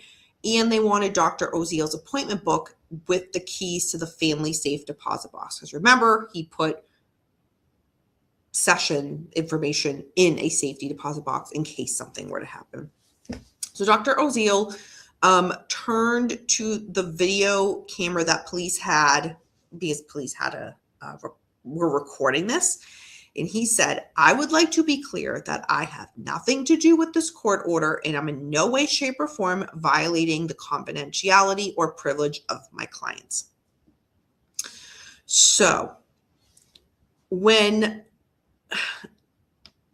Dr. Oziel then says to police, "Are Lyle and Eric in custody yet?" And police respond, "No, they aren't." Dr. Oziel says, quote, "If you don't get these people immediately, you're going to have a lot more things to investigate," end quote. So now that was the way that chapter ended, was with that quote. So the book continues on with, this is going to be a long episode, y'all. So I got more notes to go, but that's all right. That's all right. So at this point, it's a March afternoon. Lyle is driving his Jeep Wrangler. He has 2 friends with him, and they're abruptly stopped by law enforcement. These law enforcement officers are wearing bulletproof vests. They have their guns drawn, and they're demanding everybody step out of the vehicle. Lyle was handcuffed and driven away and booked at the West Hollywood police station. Eric, his brother, however, was not in the States. He was actually in Israel at an international tennis tournament. He was competing in that tournament, and he got a phone call that something had happened to his brother, Lyle. Eric spoke with an attorney in California on the phone, asked some questions about extradition and phone tapping. Within a few minutes, Eric was on his way to an airport in London. And if you're saying, why is he going to London? We'll get to that in a second. We got all night. I don't. I have to work in the morning. Thank you, Wolf. Thank you. I know it's night, and if people need to be like, all right, replay crew for the rest of tomorrow morning, no worries, everyone. Same. So, all right. So Eric's family hired an attorney in LA to represent him, a criminal defense attorney with experience in high-profile cases. Y'all might have heard of him, Robert Shapiro. So Shapiro said to police that his client would voluntarily surrender after his return from somewhere out of the country. But Eric was clear, and Robert was clear, that his client was to not be paraded in front of TV cameras when he was arrested. So they agreed. He arrived on a plane in Los Angeles shortly before 2 a.m. on March 11th. There were no TV cameras, but only 2 law enforcement officers were there to arrest him.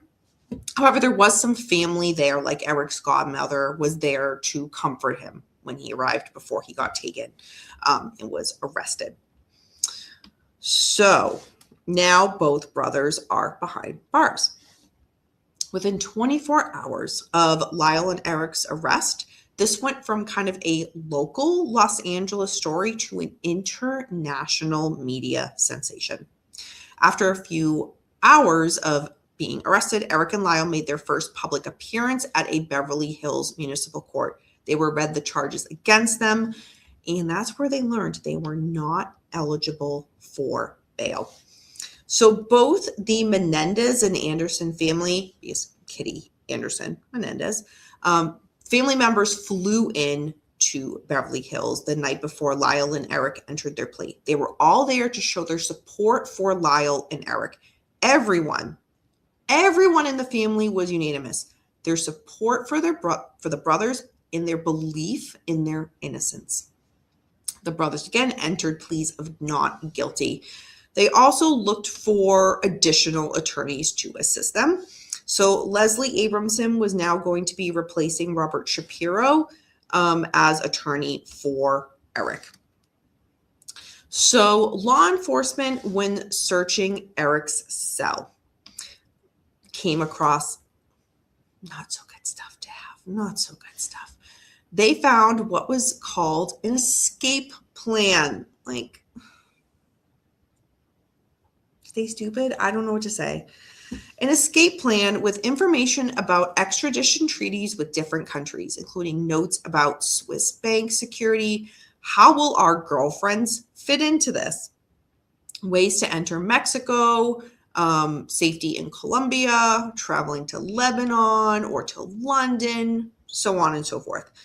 So later that afternoon, the sheriff's department issued a press release that there was an escape attempt that morning by Eric and Lyle Menendez.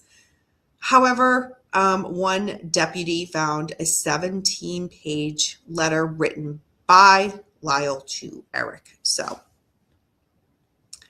did it have escape plan written on it? It says they found my notes here.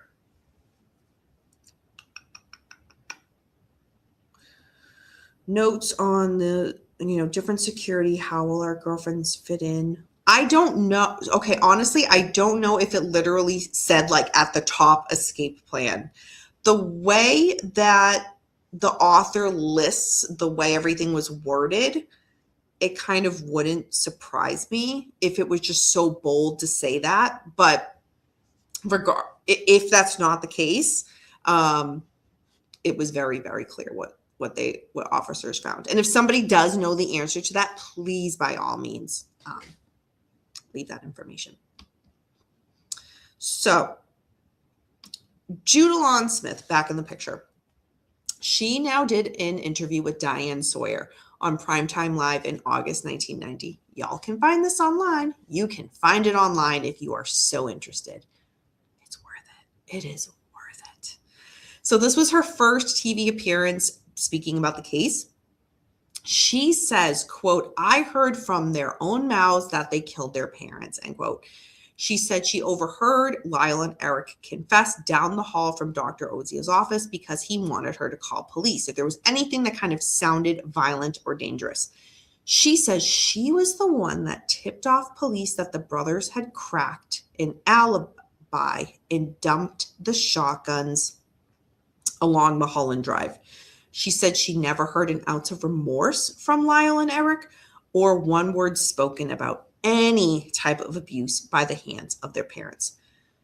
Dr. Oziel, he says, I never asked Judalon to eavesdrop, so he denied everything that she said in this interview. So the next part of the book, chapter 36, it starts right away by saying, quote, "While Eric and Lyle publicly proclaimed their innocence, their attorneys knew the truth. The brothers had killed their parents, but they didn't know why," end quote. I thought that was a very, the book has those moments at the beginning of some chapters and at the end of some chapters where there's like a statement where it's like, it just hooks you in. You're like, wow, like what a creative writing choice that they make in that moment. And it's not like that throughout the entire book, but just kind of here and there sprinkled in. It's just, and then this is one of those chapters where you're like, wow, okay. So what we're learning now is that the boys were frustrated that Kitty did not protect them against their father, Jose. In fact, Kitty protected Jose, not the boys. So it's not even like she just was aloof to all of them. It was a very clear decision on Kitty's part to protect Jose versus her sons. The defense attorneys, they're kind of puzzled. Like, what the book kind of says is they could understand their father being killed, but not their mother. Why was Kitty killed? So the book goes through kind of like a lot of kind of thoughts from the defense as to why. But at their 26th meeting with their attorneys. So again, that's very far in. You have 26 meetings with your clients before you kind of actually get something where you're like, this is tangible. Like, this is starting to make sense for us as the defense as to why this could have happened. That is when Eric revealed sexual abuse from the hands of his mother. He says he told his cousin Andy, and he said to Andy, promise me you'll never tell. Lyle, however, said that he had not been sexually abused, but Eric said to the attorney, that's not true. Lyle had secretly confessed to me that something sexual did happen between him and our father, but Lyle said he will not tell anybody else. So there was another attorney, Joel Isaacson, that was working the case but had to withdraw. So now another attorney was going to be brought in. And part of the reason that Joel Isaacson withdrew from the case because he was tired of butting heads with Leslie Abramson. She was clearly in charge of what was supposed to be a joint defense. So Joe Lansing was the number 2 chair in this defense team, and now he was going to be lead for Lyle. So yes, the brothers were going to have one trial, but they were going to have their each jury. So they needed their own defense teams. And it was a very interesting kind of ruling as to why that happened in the first trial. So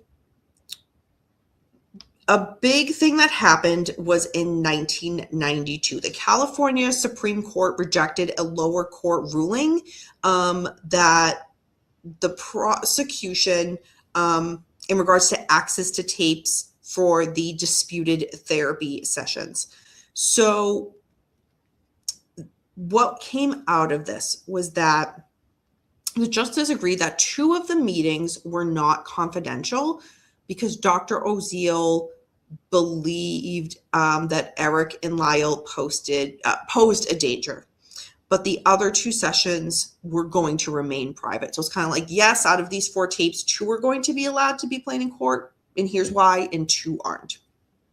So December 1992, a Los Angeles County grand jury returned indictments for first-degree murder for Eric and Lyle. The indictment also added a new charge of conspiracy, alleging that the brothers brought shotguns and ammunition 2 days before the killings. They also had contacted Perry Berman, and remember their friend, to establish an alibi. So again, they're kind of saying this was planned in advance. So the thing is,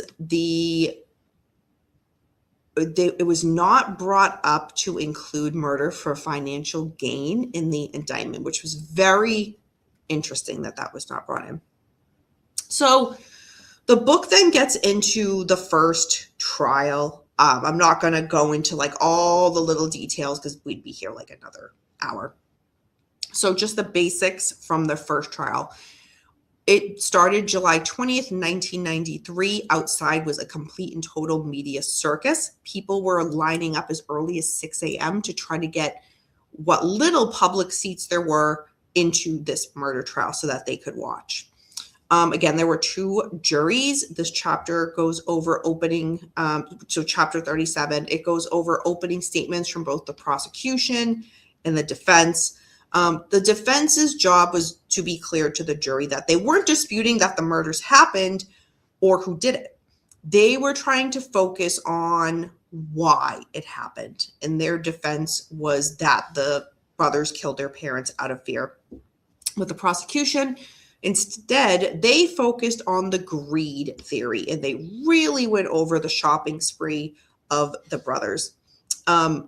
Throughout the next few chapters, it talks about all the different people that took the stand for the state prosecution, and then the people that took the stand for the defense in favor of Lyle and Eric.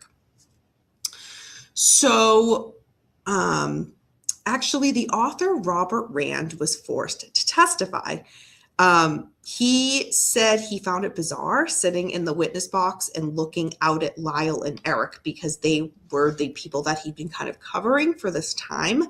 And he was ordered, Robert Rand was ordered by the judge to hand over the documents and audio tape recordings that he had with Donovan Goodrow. Because again, Robert Rand had been researching this for years. So he had a lot of interviews that he had done with a lot of people. So, of course, a lot of that was what the judge was going to either allow certain things in or allow certain things not to be allowed in. So a big part of what was happening on the stand was Dr. Oziel in regards to trying to discredit him. And if you're thinking, well, duh, we've heard a lot of stuff about him and Judalon Smith. Very true. And that gets into how they were trying to discredit him on the stand. The book gets into a lot of that. So in regards to the defense, there was a lot of talk about Jose and Kitty as parents to Lyle and Eric. Again, we've already talked about how Kitty would never defend her children. She would never help them.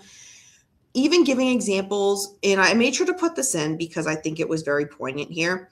So, for example, if one of them as a child got up on a counter and was clearly going to fall off and hurt themselves, she would just let them fend for themselves. Even when other family was there and went to go to try to help, she's like, no, they need to learn a lesson.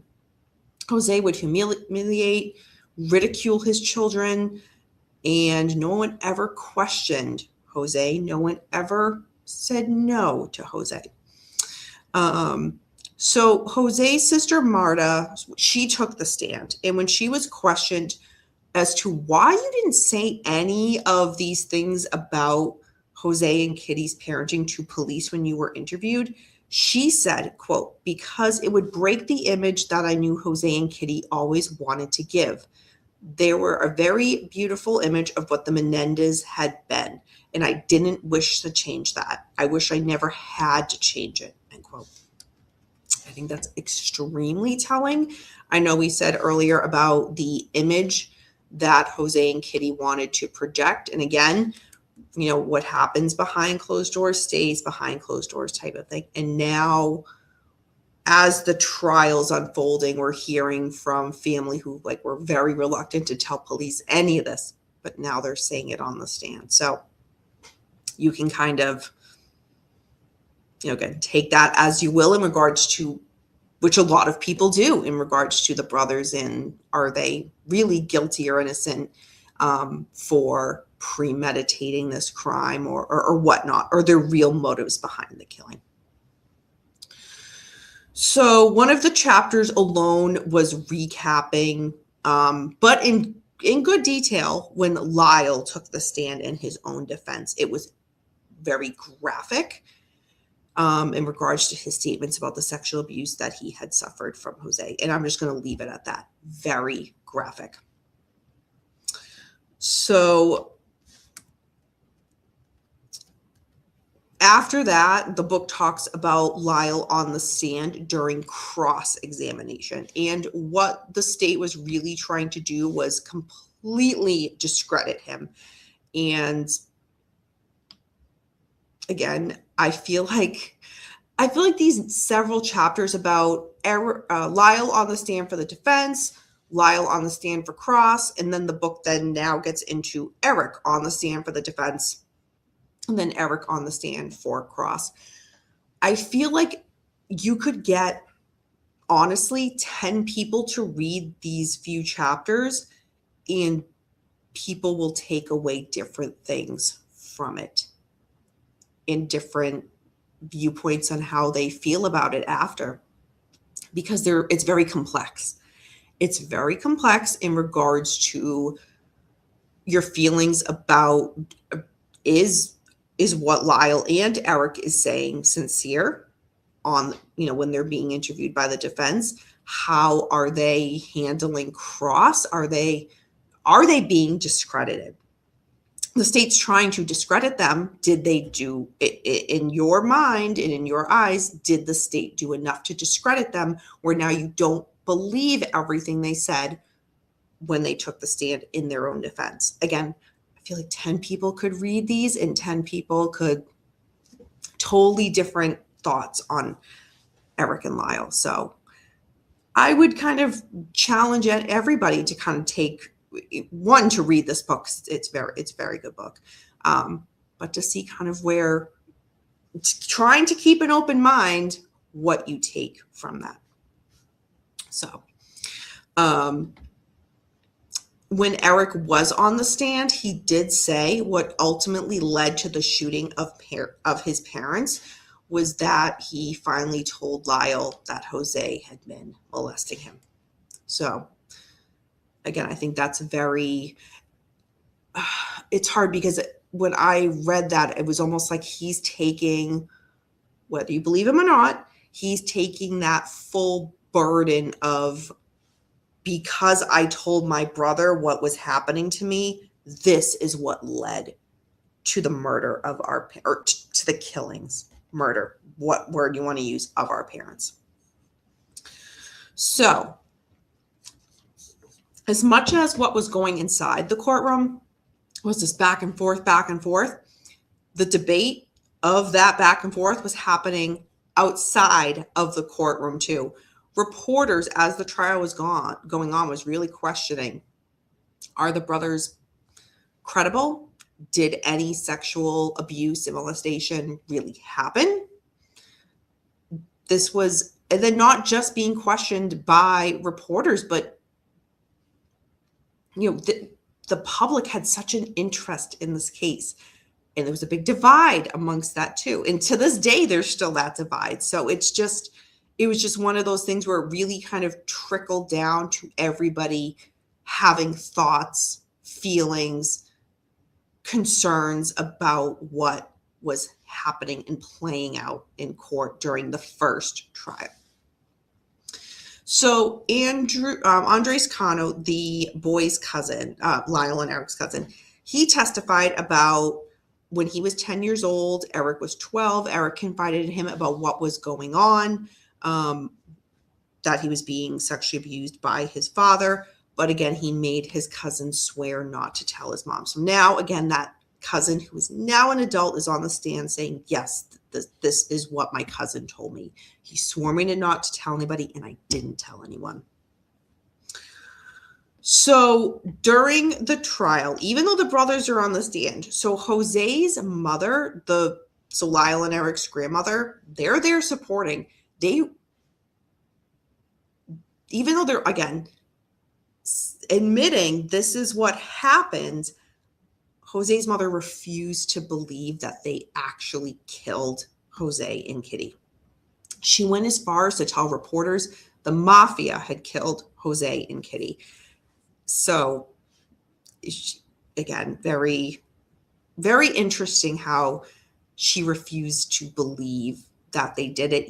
Even when they said, yes, we did it. She's like, nope, it was the mafia.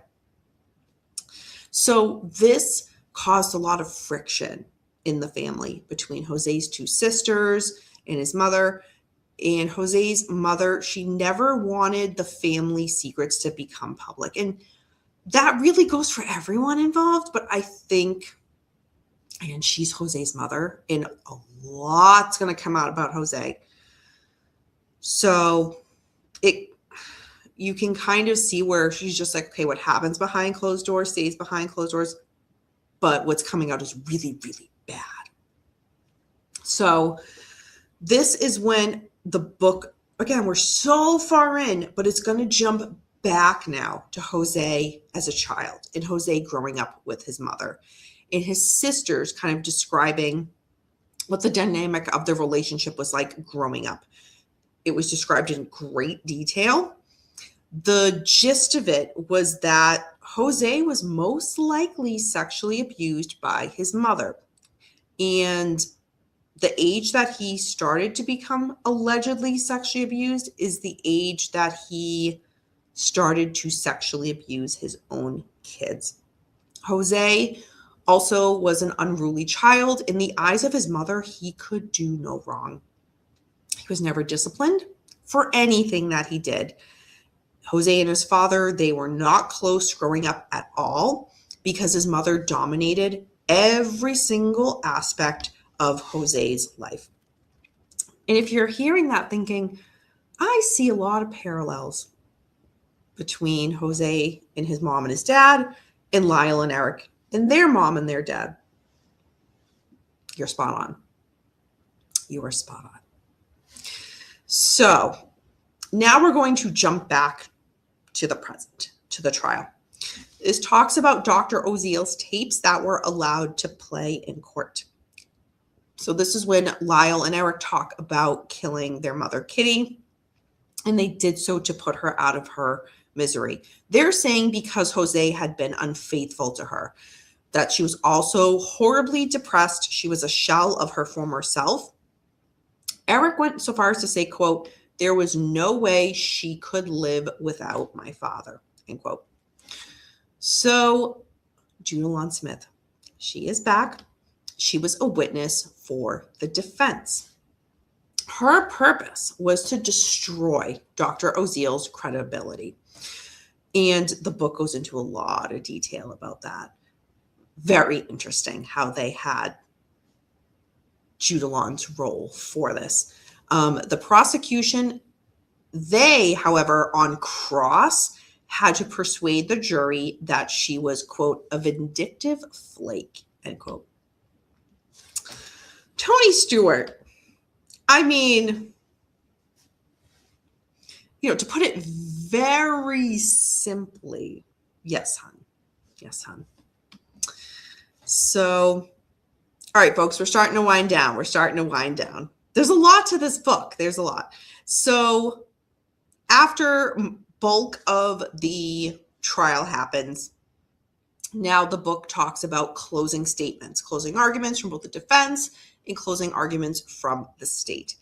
So the trial consisted of 101 witnesses, 405 exhibits, and 85 days of testimony. And again, like I said, there were two juries, one for Lyle and one for Eric. So there was a lot of things to consider. And the defense and the state's closing arguments, a lot of them, kind of word for word excerpts, are in this book, which very interesting to read. But it's also, I think, with a lot of court trials, I find reading the transcripts or a lot of trials now are public and you can watch them on TV.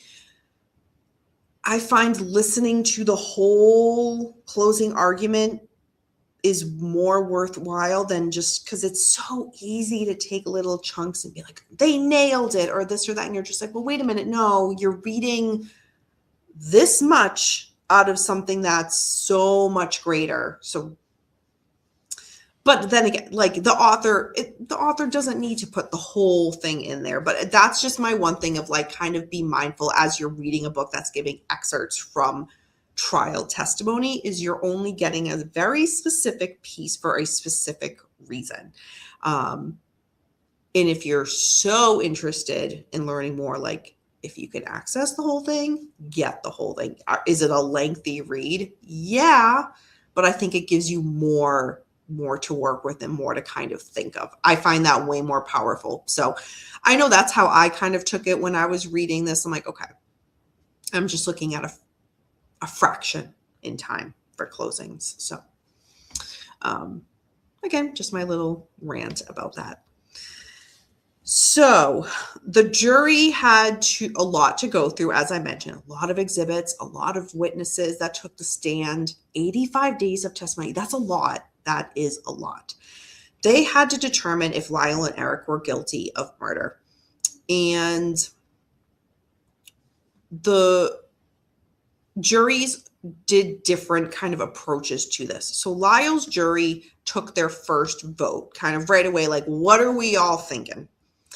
And right off the bat, there was 6 that thought he was guilty of manslaughter and 6 thought he was guilty of murder. Eric's jury took their first vote as well. In regards to first degree specifically, 6 women said yes, 6 women said no, 6 men said yes. That's a very interesting breakdown. Let me repeat that. 6 women said no, 6 men said yes for first degree. So again, that's just kind of when they first get the case now in their hands to deliberate, what are they all thinking? So Eric's jury, after that, after starting to review things, took their first formal vote since deliberations began. And this breaks it down per person, like per Jose, per Kitty, in very interesting ways. I found this actually extremely detailed from the author, and I was like, thank you, Robert Rand, for breaking it down this way, because it's super important to see what's everybody's mind frame, where are they aligning with this. So let me explain. Eric's jury first formal vote in regards to the murder of Jose. For first degree murder, 3 men said yes. Second degree murder, 3 men said yes. Voluntary manslaughter, 6 women said yes. So Kitty Menendez, what they thought for her. First degree murder, 5 men said yes. Second degree murder, 1 man and 1 woman said yes. Voluntary manslaughter, 5 women said yes. So that's a very interesting breakdown of where their minds are for both Jose and Kitty, because notice when I said that, they weren't the same for each. Things shifted. So for Eric's jury, they voted again, still all over the place. They voted a third time.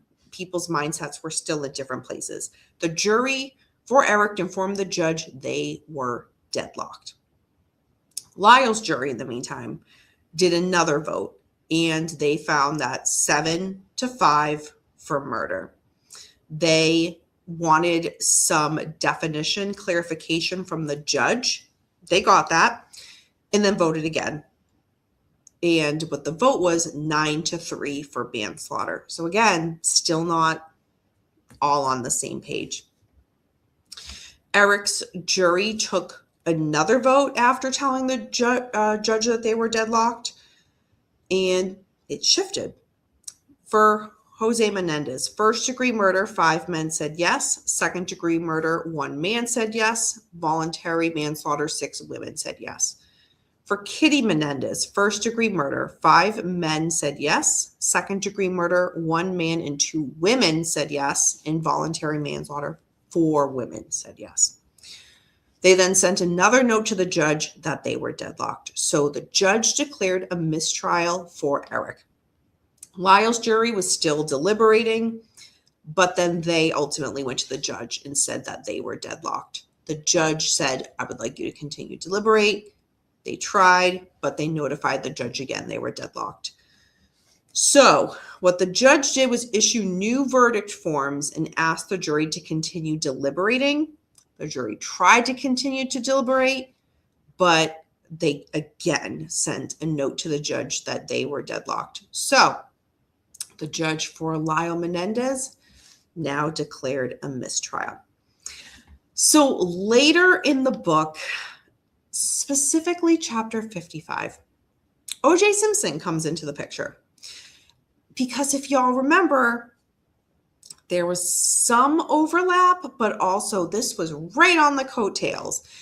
The book spent what I would say is way more time than it should on O.J. Simpson in getting the point across.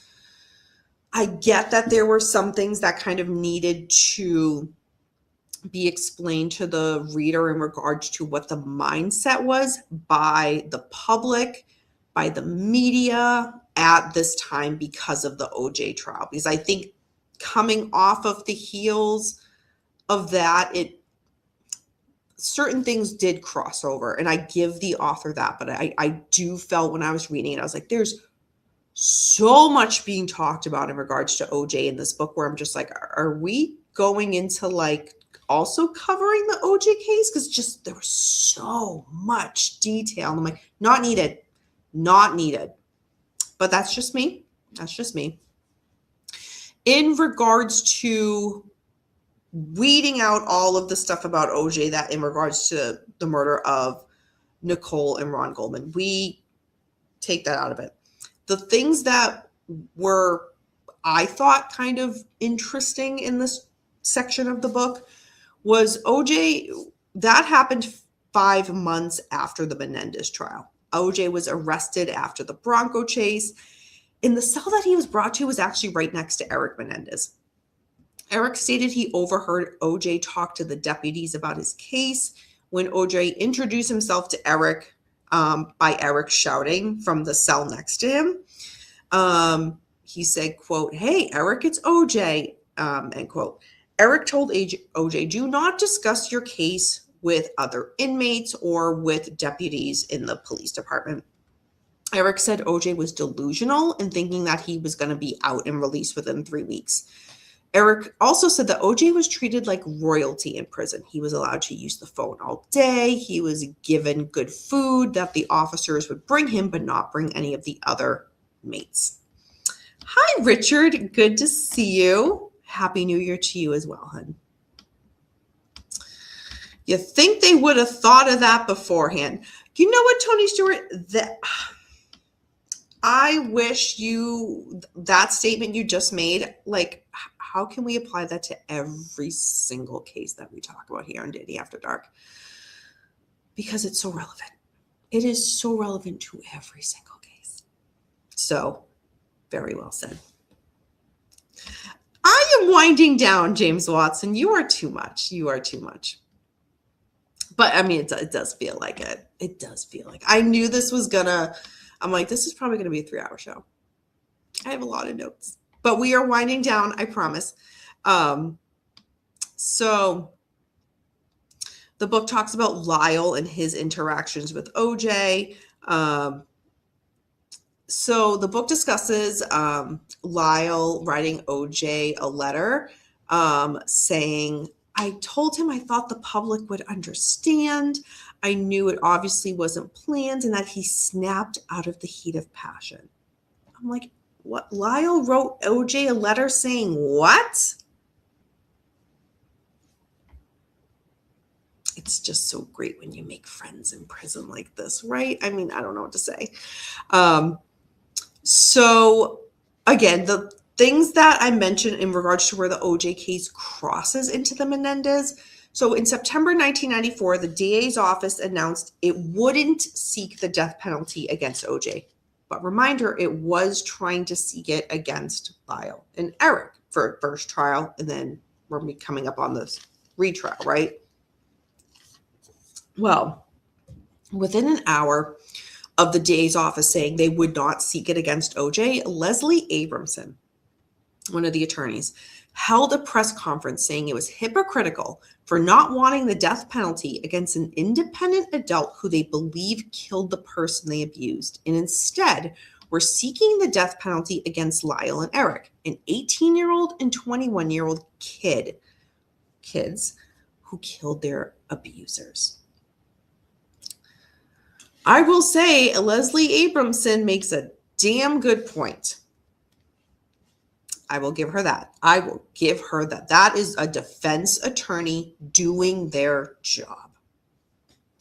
So now Lyle and Eric are going to be retrialed. So there's going to be a second trial. The judge states that there would only now be one jury that would be handling the verdict for both Lyle and Eric now. There was a switch in regards to the defense team in regards to who would be representing Eric and Lyle, and this was because the Menendez estate was now officially broke. Leslie Abramson was appointed by the judge for a year and was to be paid $125,000. The judge said this was a better deal than the taxpayers having to kind of start all over with a new attorney. Jill Lansing resigned because she had just had a baby and wanted to spend time with her young daughter. So Barry Levin, Terry Towery, and Charles Gessler all joined the defense team for the brothers. So they had their own team of several attorneys representing them. On October 28th, 1995, the jury was seated for the retrial. 7 men, 5 women. During the retrial, the prosecution had 3 simple themes that they were trying to put to the jury. Hammer home the brutality of the murders, show the brothers' extensive planning and repeated deception, and suggest they killed to inherit money. The prosecution called 30 witnesses to testify before it rested its case. The defense, when it was their turn to present their case, on cross-exam of Eric, really tried to attack Eric in regards to fabricating his story that he told during his being on the stand for the defense. It was said that at times of Eric's cross-examination, it felt like a tennis match between 2 highly skilled players. There are quotes in the book of the back and forth cross-examination of Eric. I actually, again, like, is it good reading, or when somebody who isn't familiar with this case or maybe knows a little bit reads it and you're like, wow, like this is fascinating that this happened. Again, Eric was on the stand for a while on cross, and these are just small kind of chunks of what happened. So take with that what you will. In regards to the retrial, Lyle would not be taking the stand in his own defense. And that is because they as in the defense had a lot of trouble on their hands with Lyle. There was new evidence that had come forward. He'd asked friends to fabricate stories for him. There was a letter to somebody named Brian, I'm probably going to mispronounce this, Eslamania, and a former girlfriend. Basically, in the book gets into that kind of what Lyle was asking them to do. And again, fabricate stories that would only help Lyle on the stand. Had Lyle taken the stand in the retrial, this information could have been used to impeach him. So this meant Lyle would be unable to call his own therapy experts. And now without Lyle's testimony, the juries would not be able to hear from so many of the family, friends, and coaches who had been at the heart of the original defense. Because now a lot of these people can only talk about Eric, not Lyle. And so it was very, very tricky. And it's like, depending on what side you're on this, like at the end of the day, Lyle did bring this upon himself in regards to asking friends and, his former girlfriend to fabricate stories and lie on his behalf. Not good. Not good. So the defense, having not as much to work with, rested after presenting 25 witnesses compared to the 51 that they had during the first trial. So again, significantly less. March 21st, 1996, the jury returned with a verdict. They deliberated for only 4 days. Lyle and Eric Menendez were guilty of first-degree murder as well as conspiracy to commit murder. The juries had also voted for 2 special circumstances, lying and in multiple murders. So 6 days after this verdict is when the penalty phase began. So that is discussed in detail in this book. So this had a lot of stuff happen, like, again, such a shit show because, again, the defense, it just like, and it was something that the defense, again, brought upon themselves. So, and specifically what I mean by that is during the second week of testimony, David Kahn had asked Dr. Vickery about his evaluation of Eric. it became apparent that Attorney Khan was working with a different set of therapy notes than Dr. Vicari had in front of him. Under questioning the doctor, Dr. Vicari admitted that he deleted half a dozen sections of his notes at the request of defense attorney Leslie Abramson. She told him to remove information that was, quote, prejudicial and out of bounds, end quote. The next day, Leslie Abramson and Dr. Vicari came to court with their own lawyers. And now there was going to be a hearing without the jury present because this is a big deal. Like, this is a very big deal. It is bad. So Leslie Abramson asserted her Fifth Amendment privilege twice to protect herself from self-incrimination when she was going to be questioned by the judge. Dr. Vicari, however, is very open, and he testified that Leslie Abramson ordered him to remove 24 pages from his original notes. He was then ordered to rewrite another 10 pages. The deleted information had statements by Eric a week before the killings saying he hated his parents and, quote, couldn't wait, I wanted to kill them, end quote. Hello, Ella. Welcome. Good to see you. Okay, you guys are, talking about the toupee. Okay. Yep. That was much earlier on we discussed that, but no worries. James still focused on that. So the other three defense attorneys, because again, there was a team of defense attorneys to represent both Lyle and Eric. They immediately asked the judge to declare a mistrial. They worried that the jury would think that there had been misconduct by the entire defense. But the defense attorney, Barry Levin, argued that Eric's due process rights had been violated and suggested that an independent attorney should be appointed for him.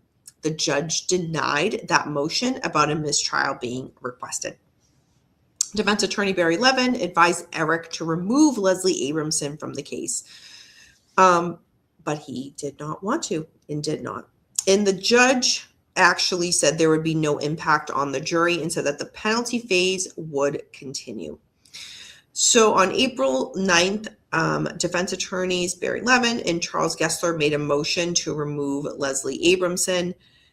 Leslie Abramson didn't sit back for this. She said to the judge she made a, quote, hasty decision, end quote, in withdrawing her assertion of her Fifth Amendment right.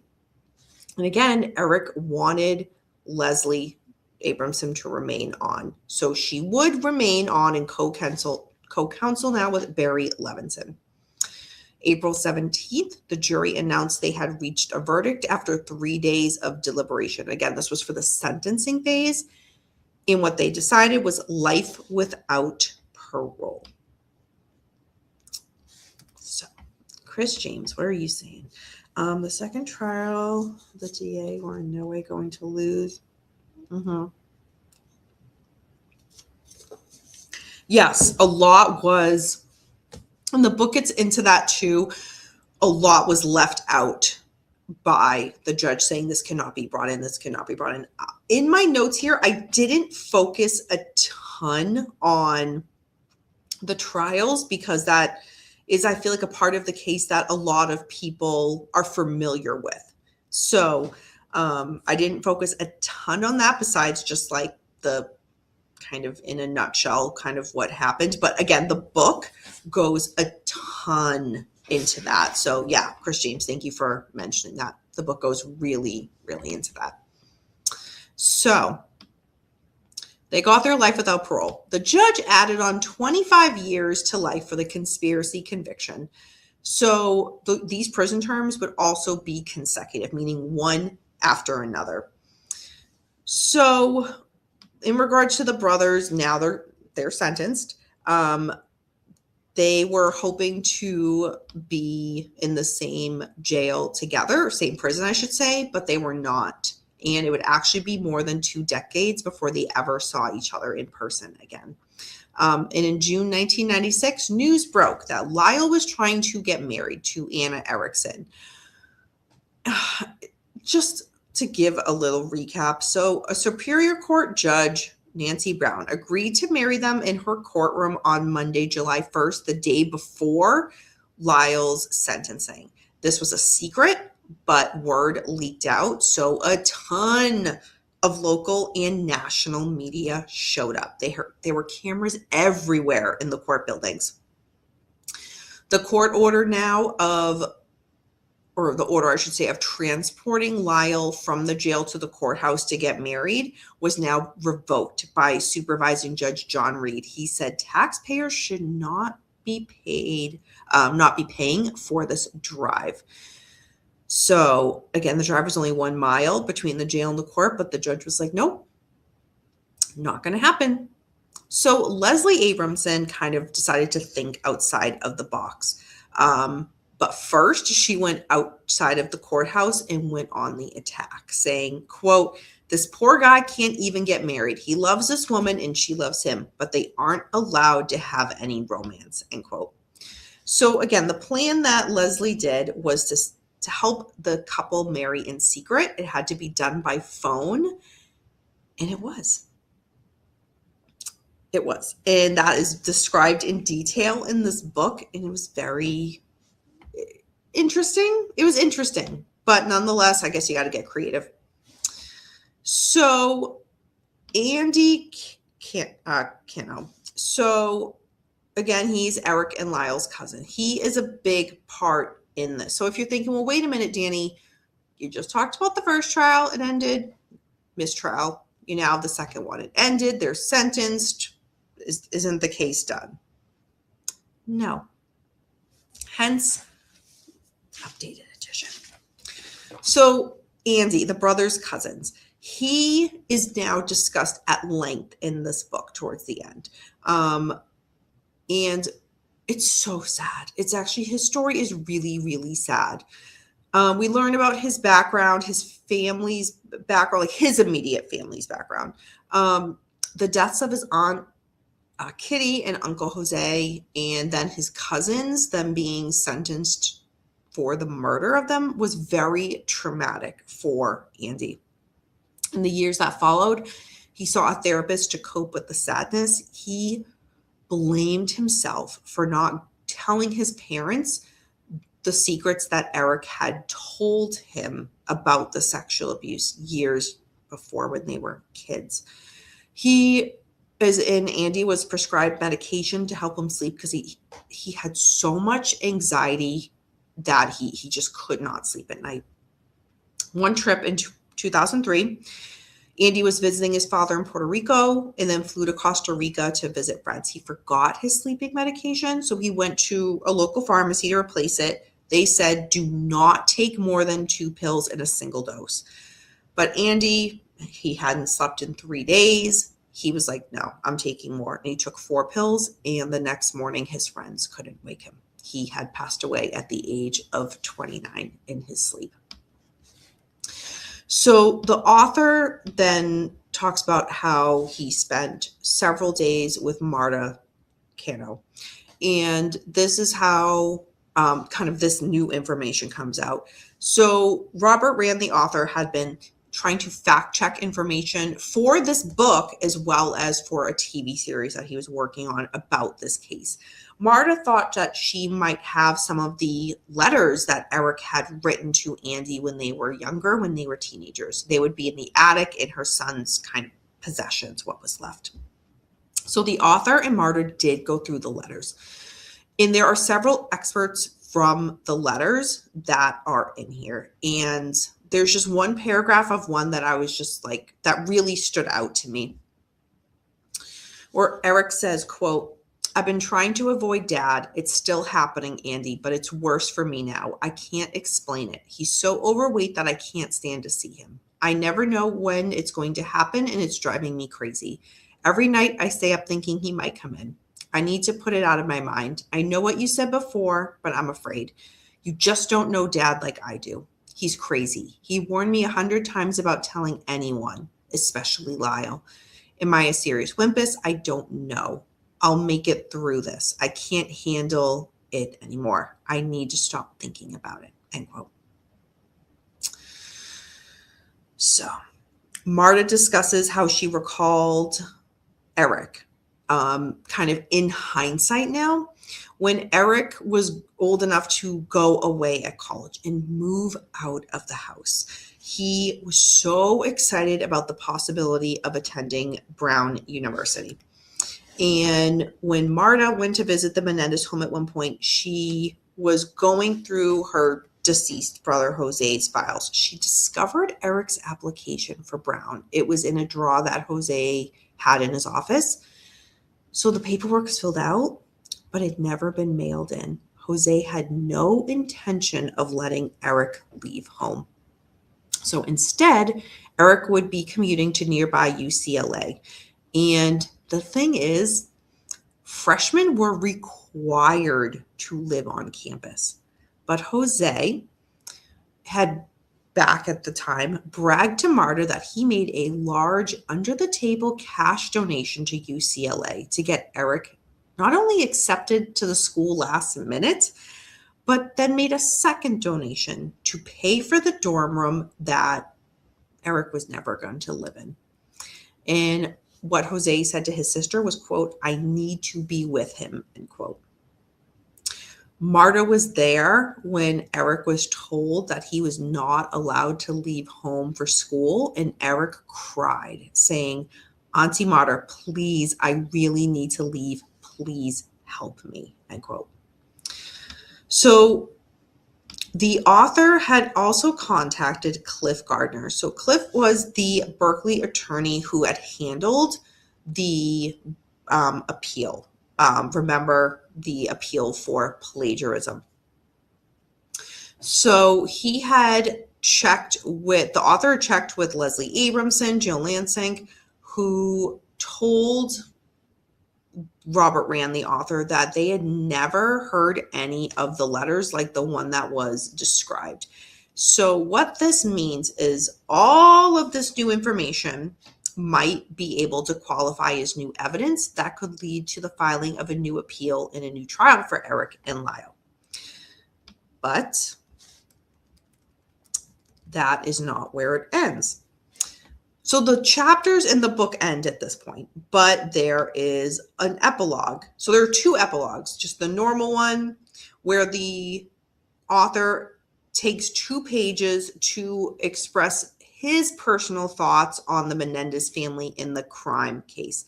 My note on that, because I would prefer everybody read it than me just kind of sum up the author thinks this, because it was very well written. My note was very well written and thought-provoking. Well, there's a second epilogue, and that was added in 2024. New evidence, Menendez plus Menudo plus habeas petition. So this is described in very good detail in the book. It's actually a pretty decent sized epilogue. I won't get into all the details because I think this is, since it's what recently came out, it's what a lot of people already know. But in a nutshell, it is June 1993 to April 1994. The author talks about, in detail, learning about Jose Menendez in the band Menudo. There's a lot of people that are interviewed for this part of the book. And again, this all happened back then. So as the public, we just kind of recently learned about it, but this was well-known information that goes back again, starting June 1993, April 1994. I feel like if people were going to buy the book, like this is the part of the book where everybody's going to want to kind of focus on and be like, I want to read this section. It was my favorite part of the book, and it was the second epilogue. So go figure. Which just goes to show, always read everything in the book, even like the notes at the bottom, like of the pages when there's, cliff notes and whatnot, like always read everything. So, all right, folks, I just threw a lot of information at you guys in regards to this book, The Menendez Murders. So I feel like we know where the book left off. with all of the accusations and this new information or possibly new evidence. And then we saw this play out live on TV in regards to the brothers are still behind bars. They were not granted parole, either one of them. So we know where that stands. My overall thoughts on the book. I think it is a good book, a good read. I think everybody should read it if they're interested in this case. I mean, Robert Rand followed this and reported on it since the beginning. And I think that really says a lot because you get the impression as you're reading it from him as time's evolving, where he's kind of seeing and hearing so many things to then come to, at the end of the book, the conclusion that he kind of comes up with. And I thank the author for not kind of weaving that into the book itself, because it's so easy. And there are so many books written where as you're reading it, it's very clear, like, this is my opinion, this is my opinion, this is my opinion. The author seems very removed to just be like, here's what happened. And now that we've got that out of the way, I may take 2 pages and say, here's what I think happened. Robert Rand, that was an amazing artistic choice. And I think that was, it just makes to me what I'm reading from you more credible, because you're not just like overly taking this with emotion and, one-sidedness. You put a lot into it, showing many sides of a very complicated, highly complicated case. Again, my favorite chapter was the epilogue, the second epilogue in the book. But that's just because I was not aware that the author had uncovered so much of this information decades ago, and it remained buried. Not for the author's lack of trying to make it public, by the way. So I found that absolutely fascinating. I would so love to get like more information from the author of like, we know where everything stands now with the brothers being denied parole. Like, what's next? What does the author think about everything that got brought up for a potential, for things to change for the brothers, and then where we are now? I would just personally love to hear what the author thinks about that. My only critique of the book that to me is a strong critique, it's the back and forth. It's just, I felt so not structurally necessary. A little back and forth will always happen when kind of going over cases like this, but it just seemed to bounce in places where I'm like, it didn't need to kind of keep having this back and forth. And in places where it just did not make logical sense that it was happening at that point in the book. That was really my only critique. All of the information that was presented was great. I just think structurally it could have been in different places that would have helped the book more organically flow easier to the reader. But I think if that's my only critique, then you did a good book. You did a good job. So that is my almost 3-hour review and kind of summary on the book. So Chris is adding, and I'm going to actually star that, Chris James. Robert Rand's Facebook page is open to everyone, and he updates frequently. Also, one of the jurors from the first trial wrote a book. I would be very curious to read that. Chris James, can you message me that that Facebook page, and if you have the name and author of the book from the juror, that would be great. Or you could even comment it on this video. That's totally fine too. So again, this is my review for book club, The Menendez Murders by Robert Rand. So thank you everybody who voted for this book. I know, again, Chris James, have been for so long, you've been like, Dani, read the book. So thank you. No, thank you. I'm very, very appreciative. So thank you so much.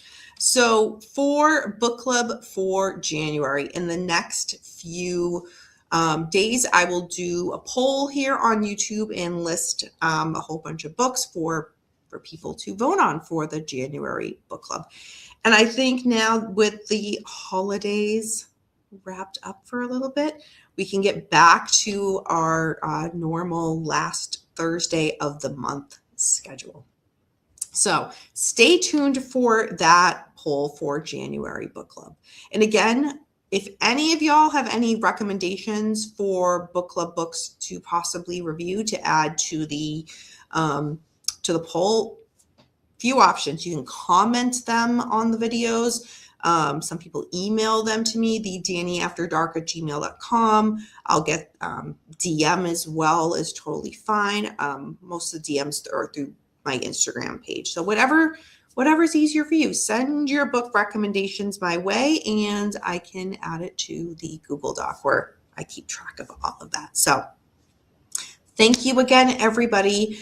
New Year's Eve is tomorrow night. I hope everybody has a very happy New Year's Eve into New Year's Day, and most importantly, a very safe one. Everybody make smart choices. Have fun, but make smart choices. I will see you later on in the week, which will be January 2026. And I will confirm if Beckham will be with me or not. I believe he will be. So until then, everybody, thank you again for joining. And remember, until next time, we don't live in darkness. Darkness lives in us. Bye, everyone.